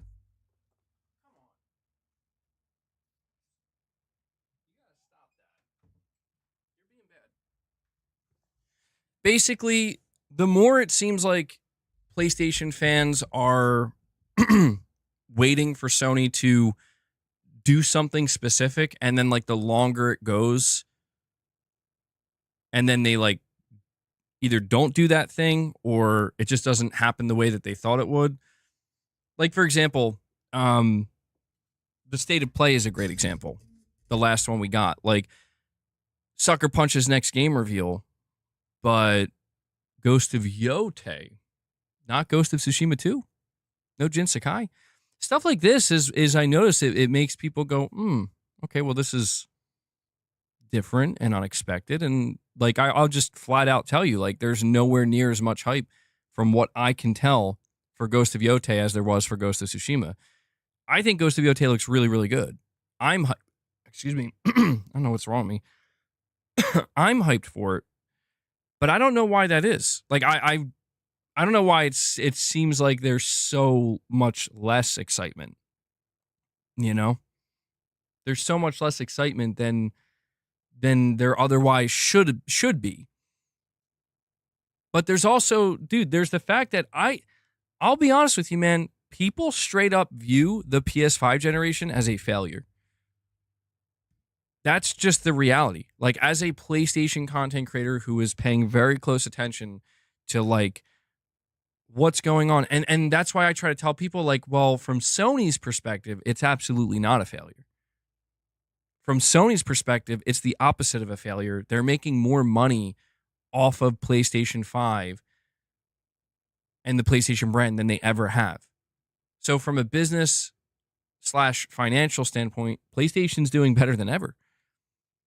But that's where it's like the disconnect between the business side of a corporation and a brand and the more fan-based side, where there are a lot of fans straight up who are like, bro, we should be drowning in big games right now. The second half should look 10 times more hype than the first half did.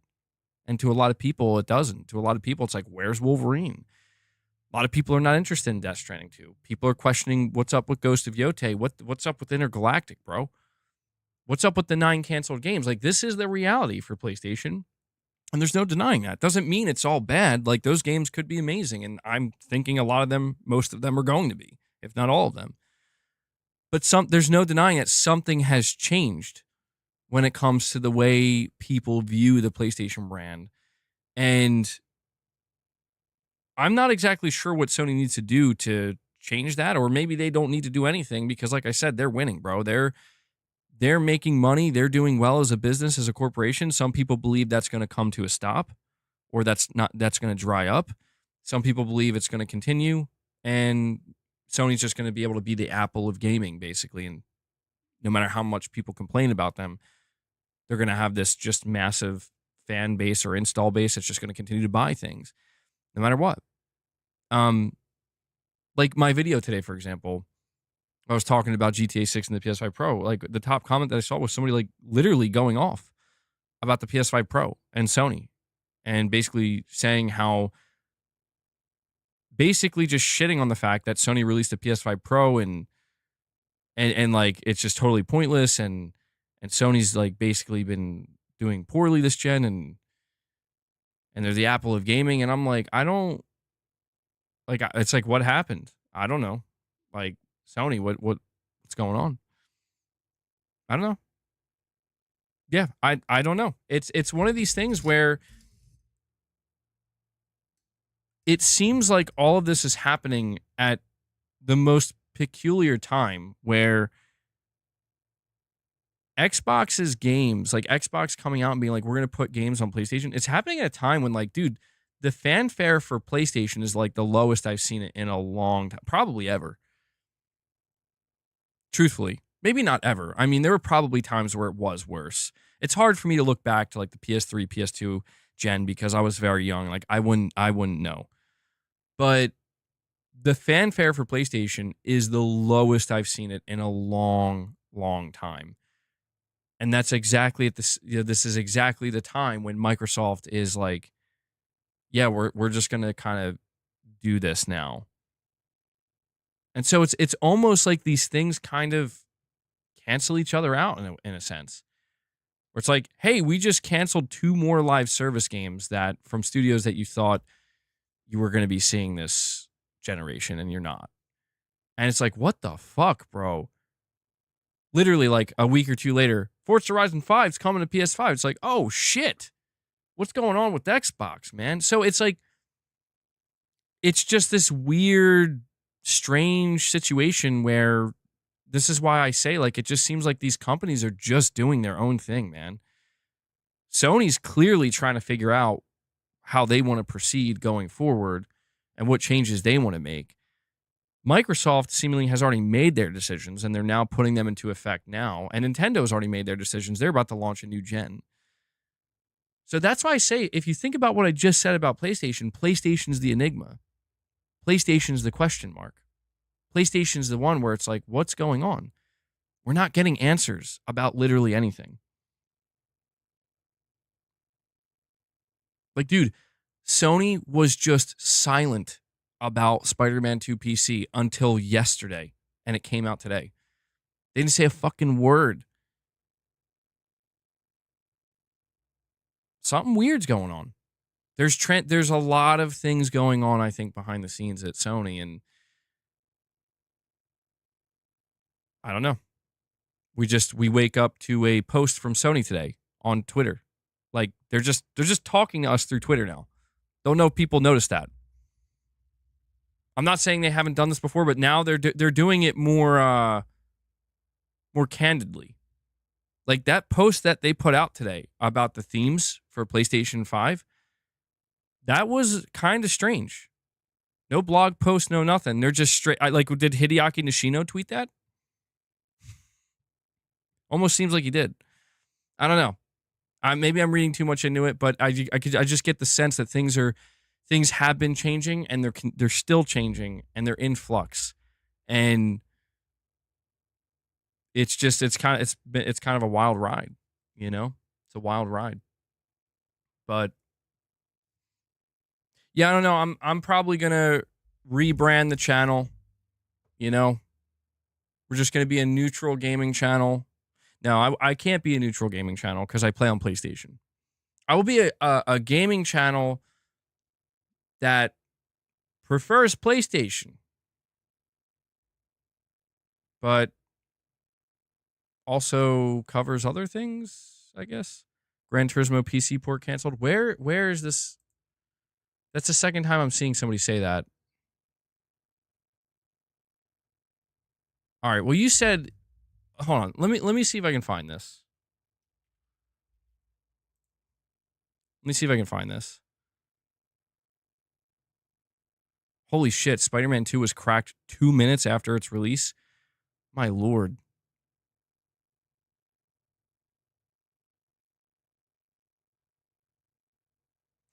GT7 port has been shelved and will no longer be ported to PC. Where is this coming from?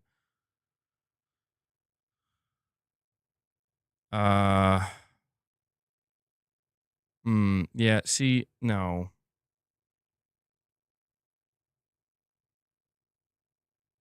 All right. So this is, yeah, I'm just straight up not going to believe this right now because this is coming from Icon Era and I don't know them. I don't know if they have sources or whatever, but oh, wait, hold on. Wait, hold on. All right. Well, you know what? Take this with a fucking massive grain of salt.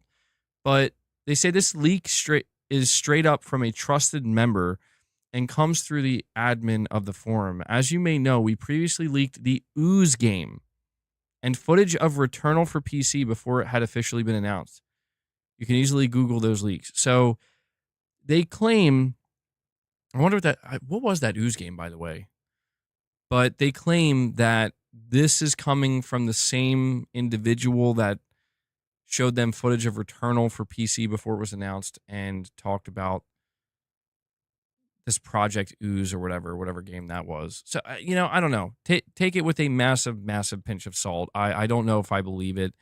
I'll believe it when we get a source that corroborates it. Because the timing of this is it's fishy, man. It's fishy, like, because you know if that's true, if it's like, oh, they canceled GT7 PC port, that people are gonna think, oh, Sony's done with PC. I'm like, the timing is peculiar. Let's wait for another. And we have Shems coming in. He's like, there you go, MBG. We're gonna get you a member today, bro. Dropping a membership gift, guys. Listen, we're doing a members lounge. Okay, 187 was gifted. Can we get a member train going before we wrap this stream up? Can we do it? We're going to do a members lounge after the stream. We're going to hang out there and you're going to hear what I really have to say. I'm just kidding. It's not really like that, but it's still fun. We have a good time. Shems, thank you for that, buddy. Supremacy 101, you're saying, yet Sony is the most comfortable they've ever been. Exactly. Well, I don't know. It maybe... I don't know if I want to say they're the most comfortable they've ever been. It's just they're making the most money they ever have from the PlayStation, and therefore that does give them a sense of... It does give them a sense of like, okay, we're okay. We're doing well. There's no way Sony... I mean, look at all the leadership changes and the shuffling that went around. Believe me, they're not that comfortable. Like, they need to figure out what they're going to do. Cause yeah, they're not happy about the rising costs. They're not happy about the amount of money they just wasted on the live service shit on Bungie. So it's not perfect. I think internally Sony still has shit they're trying to sort out. I'm so curious, dude. I'm so curious what Hideaki Nishino is going to be like, because people are like, man, this guy is old school, like that's what I see people saying. I'm like, I don't know, man. We don't have proof of that. Hideaki Nishino's old school, Japanese, Sony's going to go back to the roots. They're going to walk some things back. And I'm like, I don't know. It depends on where they think they can find future growth. I mean, real growth, not like small time stuff. I mean, stuff that's really going to be like, this is a long-term play. It really comes down to that. And Don't know, man. Figuratively literal.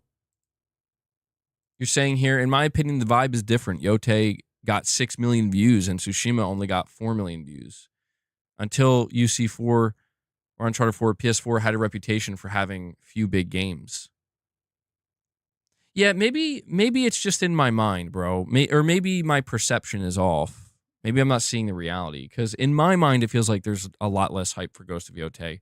But maybe I'm wrong. Like, maybe it's just like, no, dude, the internet is giving you a false perception or an inaccurate perception. And you know what they say, the perception is the reality. So that will be my reality. But maybe the true reality is, dude, people are hyped for this game. It's going to sell 10 million, no problem. It's going to be great. And that's true. What you say about Uncharted 4, that is true. Overexposure says, if Sony never ported their titles to PC, I think their console sales would be even higher and more people would invest in the console ecosystem. Well, here's something Sony might do. And this is just, look, I'm not saying I want them to do this. I don't care either way.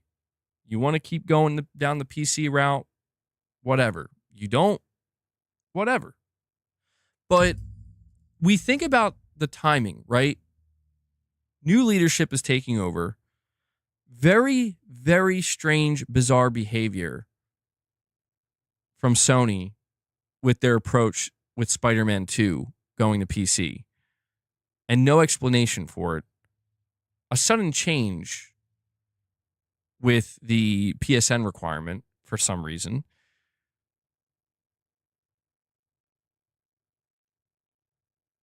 Then we see that Microsoft is apparent, hey, here's Forza, it's coming to PlayStation. Now we're hearing Halo's coming to PlayStation next. I wonder if there's just a small chance, but what if Sony is like, this is our opportunity to basically, to actually see if we can push the console to new heights. And I know there's a fat chance of that, but my logic behind it is, if you think about it, Sony is in the literal strongest. I mean, this is a position that it's hard to believe they're in. Like, think about it. You get GTA 6. It's not exclusive to your console, but your competition in the console space at this point, when it comes to GTA 6, is like non-existent. PS5, by far and away, the main platform for GTA 6. Now you're getting Halo and Forza? There's only one thing you're missing here, bud. True exclusives. You gave that up at the beginning of this generation. Now let me ask you something. What happens if you take that back and you say, you know what? We're going to take a break from PC and we're not announcing any more PC ports. So people become aware that, oh, wait, so I can't wait to get these games? So think about that. That's like the trifecta, bro. Like, if there was ever a time to see how aggressive you could get with getting people to buy a home console, this would be the time. I don't think they're doing that. I want to make it clear. I don't think they're doing that. It's unlikely. I don't see them just having some kind of sudden backpedaling major shift. But I just can't help but think, like, if the priority truly still at Sony, if the main priority truly is console because we get you. You come to us, we get you in the door, we get you invested, you get invested, you stay here. And you are now a loyal customer. The chances of you leaving now, very low. That is what the console facilitates. Again, man, I don't think they're ever going to be in this position again. I don't think they ever will be. You are in a position where your main competitor is literally handing you their games on a silver platter. You have GTA 6, the most monumental game in history, dropping, and your console is going to be the main console. There's only one thing left to do, bro. If you want to push the limit and really test the wall, if you want to experiment and get an answer, just say, hey, we're going to take a break from PC. We're not announcing any more PC ports, and we're just leaving it at that. So Wolverine, it would mean Wolverine's not coming to PC. It would mean Ghost of Yote's not coming to PC. It'd mean Intergalactic's not coming to PC. You know, it would any other game that's announced at some point is not going to come to PC. I mean, at that point, dude, I don't know how you would avoid the PS5. I'm serious. Like, I have no idea how the fuck you would avoid the PS5. Like, wait, I want to play GTA 6, but then they have exclusive games that I can't get anywhere else, and they also have the competitors' games, and they get all the third-party games. It's just like, dude, there you go. Like, that might be your vector for growth. That might be your angle. And really, if you think about it, dude, the price of the PS5 is eventually going to go down. It's going to go down. It's not down yet. It's still $500, but eventually it's going to go down to $400, maybe even less. Once you have all that at an entry point price of $350, $400, I'm not really I don't know how that couldn't. I don't know. I guess in my mind, I just feel like that could be a way, like, maybe it wouldn't work, but I just almost wonder, like, how far could you take that? Like, how far could you take that? You know? How many sales can you really get here? Because maybe I'm totally wrong. Maybe if they did that, it's like you were still going to sell. Because I've talked to you guys about how there's also a part of me that believes if they didn't do that and they do the opposite and they go day and date on PC, I think they'll sell just as many consoles.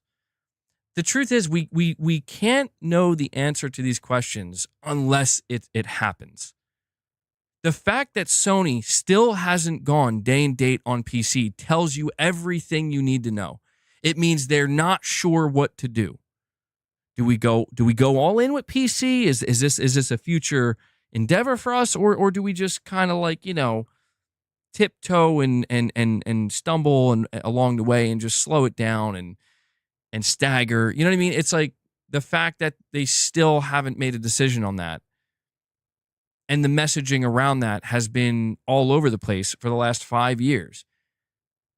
You know, it's been all over the place.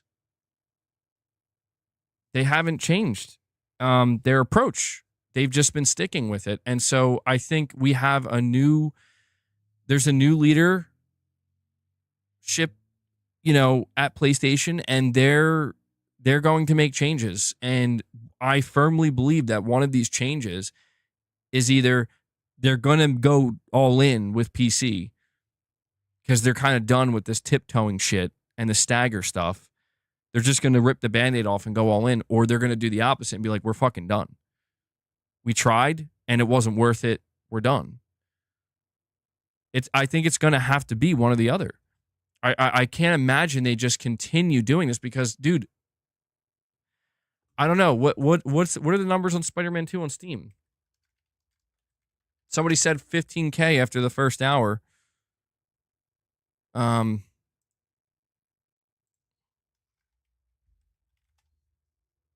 me see. 17K. And it's been out for, how many hours has it been out? 17K. The reviews, negative reviews, seemingly 61%. Like, you just gotta wonder, like, what's going on, man. I don't know. We'll see. It's been out for 4 hours. All right. Well, we still need more time. We need more time. I don't want to call it yet, but my early read on this is that is not a very strong start. The game was cracked in 2 minutes, so you can pirate the game 2 minutes after it comes out. There are a total of 17,000 people playing at the peak, 4 hours after launch. And the reviews are seemingly mostly negative or mixed. They're mixed right now. 35% negative reviews, 64% positive. Overall, making for 61% mixed rating. And it's just like, Sony, I'm just starting to think like you just got to question. You just got to question, what's the end goal here? What's the end goal? Like, what are you trying to achieve here?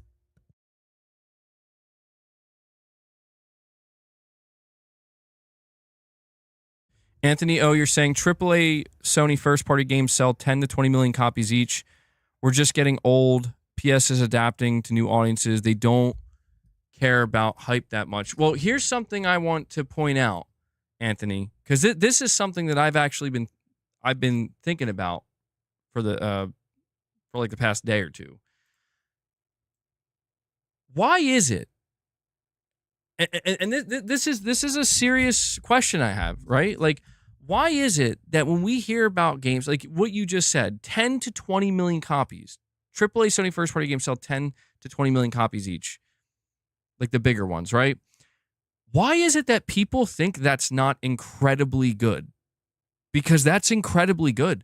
Like, dude, I just saw yesterday Konami celebrating 2 million sales of Silent Hill 2. 2 million sales, bro. I'm seeing Street Fighter celebrating like 4.5 million sales. I see Resident Evil celebrating like 9 million sales. You know, I see all these different third-party games that are available everywhere. They're celebrating these sales milestones that some of these games absolutely obliterate. And I'm like, hold on. Why is it that we're in a place where it seems like 10 to 15 million is not anywhere near enough or not good? I understand the desire for more. We want more. If we can get 10 or 15 million or 20 million, can we get 30 or 40 million? I've talked about that. I've talked about how that's what Nintendo does with some of their games, and Sony would absolutely love that. But is the way in which they're trying to go about that, is it really going to happen? Like, is it really going to happen that way? Like, do you think that by expanding the PC in this way, is that what's going to lead to suddenly, like, if Spider-Man 2 sold 11 million units at launch on PS5, if it launched day one on PC, do you sell 15 million units at launch? Do you sell 17 million units at launch? Do you sell 13 million units at launch? I don't know. I don't know, man. It's just really interesting to think about this stuff. Supremacy 101, you're saying, trust me, Sony is comfortable. Yes, they've canceled some games, but so does every other publisher. They're analyzing and making changes where need be. Yeah, I mean, that's true. People I think do kind of, I mean, there's no denying that they've canceled a lot of games, but some of these games I think were canceled before they even really began development, like that Twisted Metal Live service. Apparently that didn't even start development.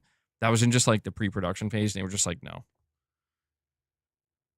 But you're probably right, Supremacy. I mean, they're clearly, I don't know. I get the sense I get the sense that Sony's about to make some big changes with PlayStation. And those big changes are going to occur because, dude, they need to figure out what the fuck are you doing with the PlayStation 6? Because you've had this entire generation to kind of experiment a little bit here and there. Now the time has come. You got to make your decision.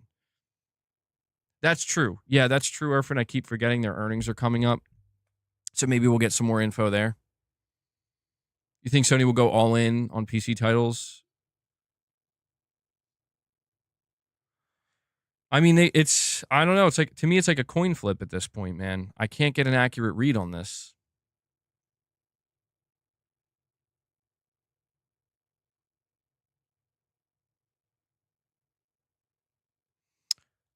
Prince G, you're saying PlayStation is the default console for the masses. Yeah, PlayStation and Switch, man.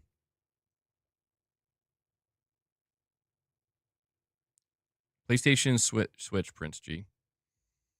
Okay, you're saying PlayStation didn't bring their games to PC as a goof. They did it because they need to. They keep telling you all. You alone are no longer enough to satisfy them. Yeah, that's true, but like, but the question I think is,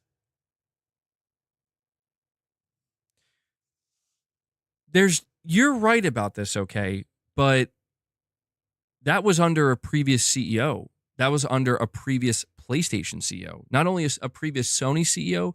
And that, to me, that's the important thing here is like, dude, we have a new Sony CEO and a new PlayStation CEO. And there's going to be changes. And I really feel like the past 4 to 5 years with Jim Ryan and, you know, Herman Hulst and, well, I guess not even really Herman Hulst, but mainly Jim Ryan underneath Kenichiro Yoshida. And, I really feel like there's been just too much like dabbling in this and dabbling in that and trying to figure things out here and there. And I think the time has come where it's like, guys, listen, we're a couple years, we're like 3 years away, which is a long time, but in terms of like the bigger picture, not really that much time. We're 3 years away from the next generation. This is our bread and butter. We need to fucking decide what we're doing. Okay? Because you think about here's one of the more interesting things, okay? Helldivers 2. Helldivers 2 requires intense analysis if you're somebody at Sony who has to make an important decision on what you do next. The reason being is because, well, let's think about it. Helldivers 2, that was a live service game, and it blew up. It was like it's the best-selling PlayStation game ever, the fastest-selling PlayStation game ever. And it's a live service game, and we made most of our sales on PC. Holy shit, what does that tell you? You know what that tells you? Hey, make more live service games. Make sure they're day one on PC. And then we win. That's what that tells you. Oh, wait, hold on. Hold on, though. There's another game we have to take a look at. What game is that? Concord. Oh, Concord is a live service game. Probably the biggest failure in live service history. So bad, it kills the studio instantly. So bad, Sony actually tries to cancel it after they launched it and throws Sony into a total crisis. So, to me, this is the perfect example of, holy shit, you guys really are in the middle, aren't you? It's either all or nothing. Even what you just did, the results you just saw, are all or nothing. That's what you just saw. It's go big or go home. But here's the problem with Helldivers 2, though. Helldivers 2, let's face it, it's still huge, it's still big, but I don't think Helldivers 2 is going to be raking in the same kind of money that Call of Duty is, that Fortnite is, that GTA Online is, that these other big service titles are. I don't think it's going to rake in the same type of money over a long period of time. So I guess what I'm trying to say here is you look at these two data points. One's at the peak up top, one's at the peak at the bottom. And then you look at all your studios and you think, almost all of our studios are making these types of games. I feel like when you look at some of the decisions that were just made, live service games canceled, pretty much almost all of them canceled.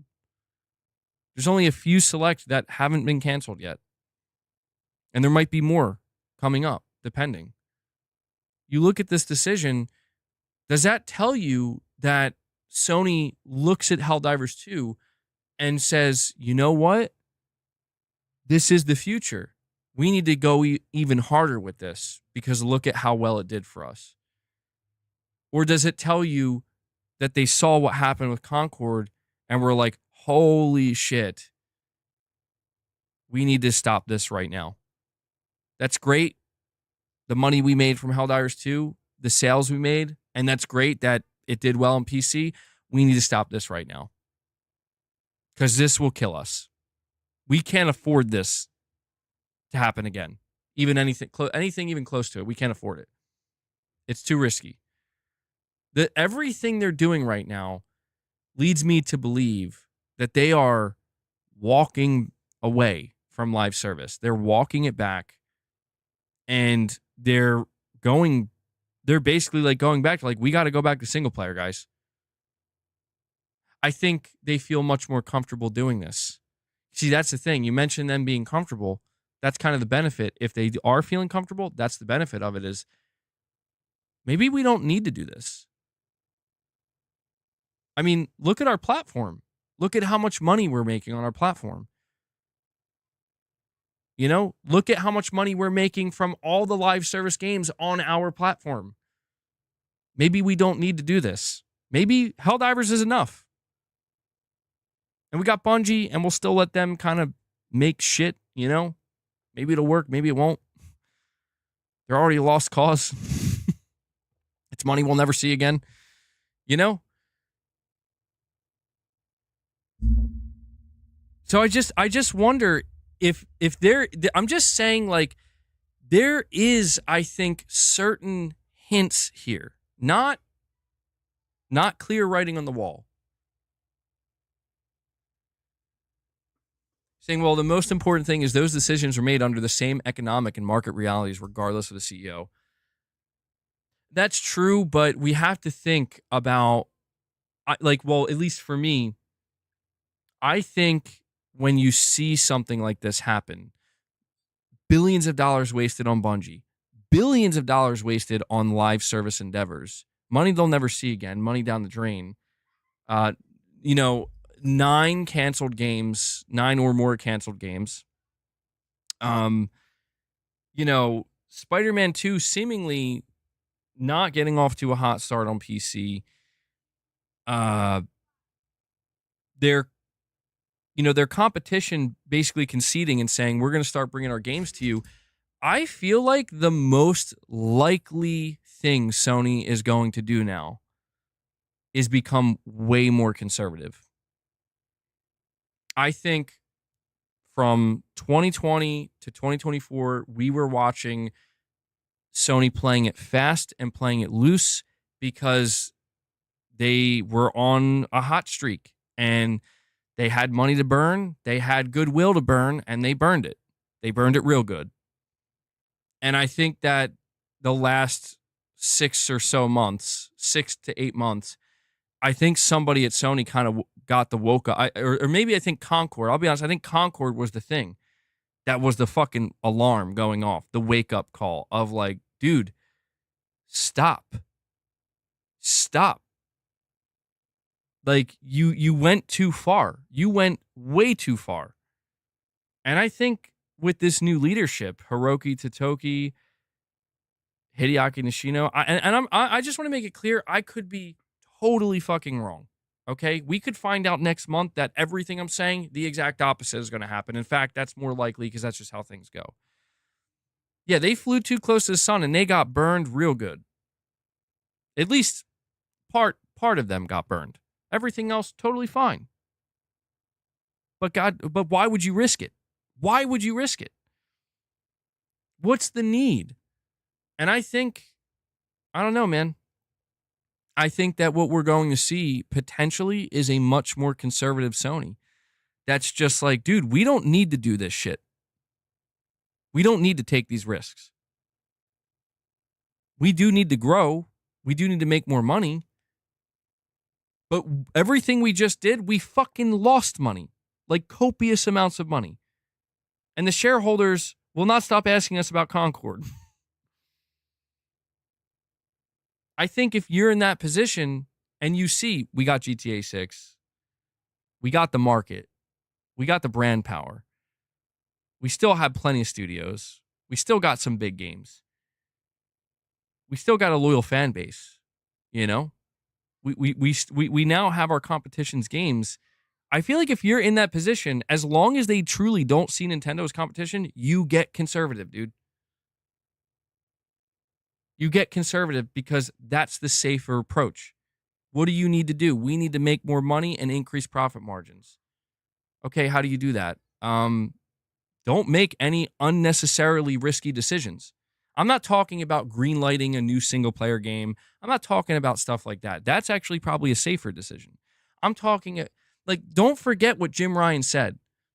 I talk about some of the good quotes from Jim Ryan because he did have some good quotes. But one of the worst quotes from Jim Ryan that I think truly has come back to haunt him, or at least should be remembered, is he said, creating new single player IP or something along those lines, like basically greenlighting new IP is extremely, extremely risky. Very risky. And I'm like, yeah, there's truth to that, but something tells me he was talking mostly about single player. You know, like I just got this sense that like he seemed almost like averse to greenlight new single player IP, like very scared to do that. But we're talking about the same guy that was like, but you know what? Greenlighting 12 live service games, now that's the way to go. So it's like, what did we learn here? Maybe it's the exact opposite? I don't know, man.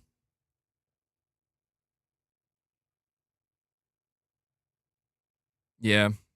I hope Sony's just smart enough to realize, dude, because you're right about that, Devil Tree. You're saying time has shown that companies will they'll just keep pushing even if it means destruction. And that's true. We've seen that. And I hope that Sony realizes, like, dude, if it wasn't, like, I can promise you this. You take this to the fucking bank, dude. If it wasn't for the PS4 generation and the colossal success and the colossal amount of goodwill that Sony won during that generation, they would not be okay right now. PlayStation would not be okay right now. They would be in some serious shit. They would be in some deep, deep shit right now. And that's where it's like, bro, count your blessings, right? Like, take a good look. Thank the PS4 generation. Thank Microsoft for fucking up with the Xbox One so bad. Thank the PlayStation fan base for being here day one on the PS4 and just going nuts that entire generation. Thank the previous leadership for Shuhei Yoshida. Thank that man for greenlighting all these single player games that got PlayStation to where it was during the PS4 generation. Because without that, you'd be up shit's creek without a paddle. PlayStation will be very conservative. They will allow Microsoft to take the risks and creativity and new IP and be happy just to collect their percentages for sales on their platform. And that doesn't have to be a bad thing as long as I think that they serve the fans in a basic, as we say, a conservative way. To me, a conservative way of serving the fans that basically makes it a win would be, all right, guys, so whenever we do a showcase again, you know, we're going to show you a bunch of third-party games and maybe some partner games for the first, 40 or so minutes. And then for the last 20 minutes, we're going to announce multiple new single-player PlayStation games. There you go. And you fucking win. It's literally that simple. That's it. Sony, hire me. It's that simple, dude. It's that simple because that's what I just think that's all they need to do. I think that there's this kind of philosophy. I think it's a Japanese philosophy, ironically enough. It might be a Chinese philosophy. It's either Chinese or Japanese. But there's this philosophy. It's like the don't try philosophy. Basically, like the harder you try, the more you try, the worse it's going to get. The moment you just stop, that's when things are going to start going the way you want them to. Things will just fall into place. And I'm just starting to think like maybe that's what Sony needs to do, man.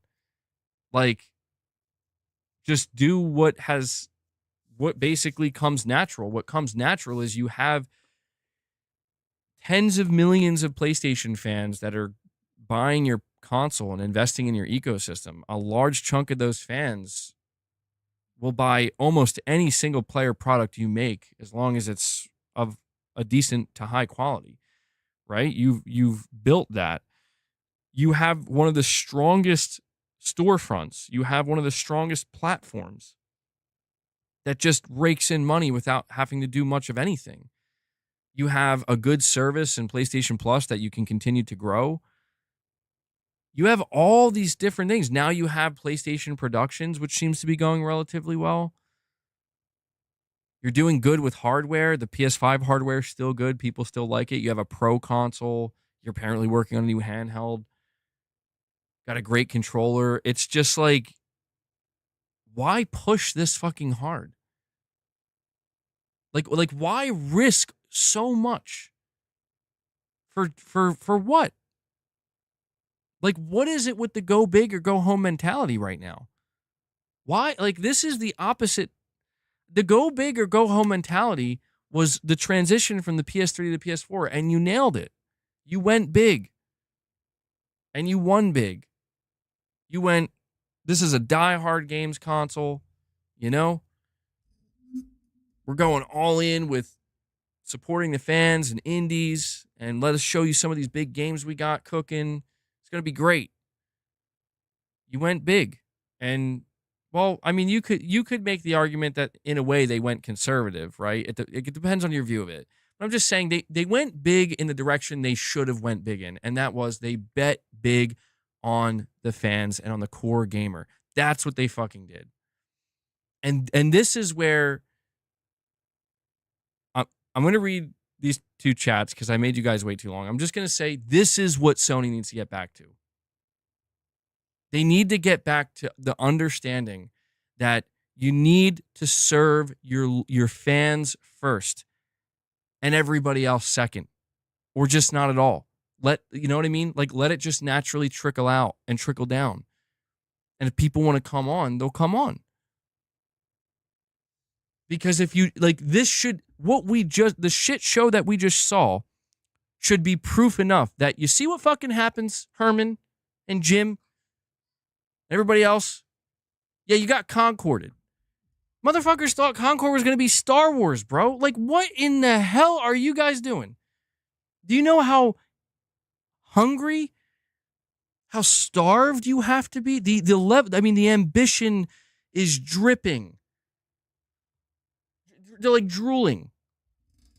To think that Concord is going to be your Star Wars, bro. What the fuck are you doing? Shuhei Yoshida was probably sitting there like, Californian thinking right there. Shuhei was probably sitting there just like sipping his tea like, oh, y'all gonna find out. All right, Pragmatic Cat. You're saying here maybe make PC releases cloud streaming only so they can't be pirated. Trickle down gameonomics. There we go. I mean, that's an alternative solution, potentially. An unlikely one, though. Pragmatic Cat. And Josh with a super chat says, but after saying something means forget everything that I just said, MBG, I'm kind of kidding, but also kind of not. I know. Dude, it's just because I'm trying. It's because there's so many question marks, bro. Literally the only thing that's not a question mark is, so what's going on with Forza? Yeah, that's releasing on Xbox in a couple, or on PlayStation in a couple months. It's like, oh, I didn't even know that was a question. I guess I'm glad to have the answer to it. Meanwhile, every other question, it's like, fuck if I know. Wait and see. I don't know. Speculate. Who knows? Like, dude, I was literally, here's a question I had 2 days ago. What's going on with Spider-Man 2 on PC? I got the answer the next day, but it's like, what? It's just weird, man. I feel like I don't know. All I know is I don't know, man. PlayStation Experience, bring it back. Guys, we're going to be heading over to the members lounge for a little bit. Okay?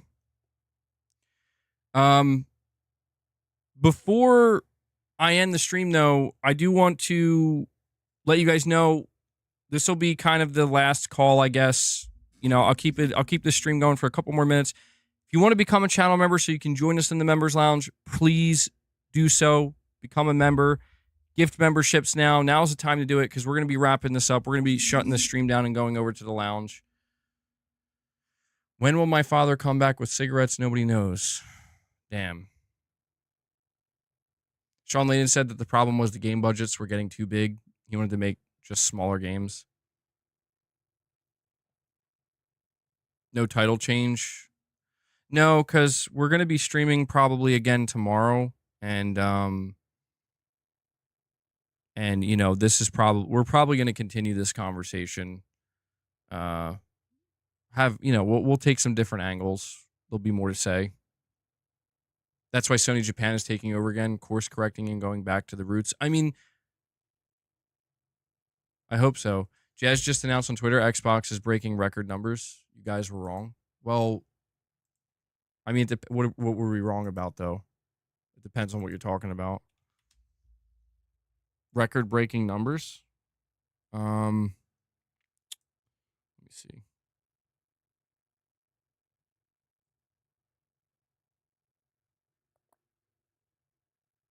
I don't see anything.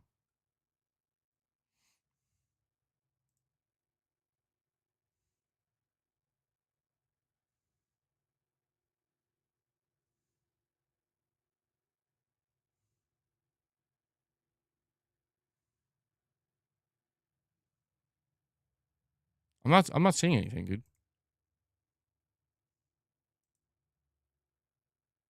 Oh, as a publisher?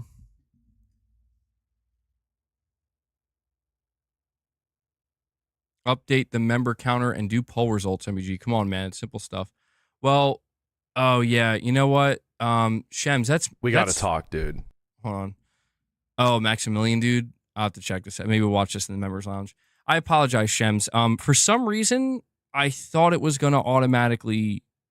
Yeah, I got confused because you dropped a gift and it wasn't a re-up. So hold on, let me... Oh, no. That's not real. Kevin did not donate $91. I don't... Why does it do that? What is wrong with this?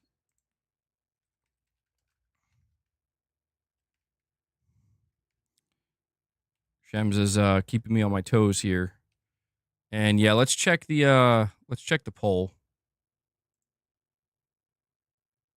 On one moment.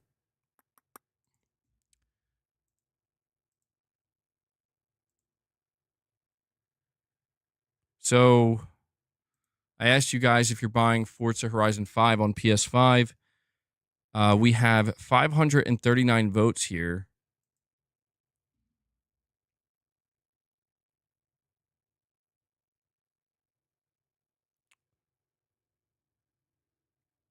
Any day now. Okay, 539 votes.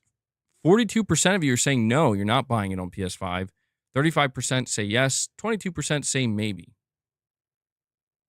Interesting. Interesting. More people saying no than yes. I guess it depends on how many of that 22% end up saying, actually, yeah, I will.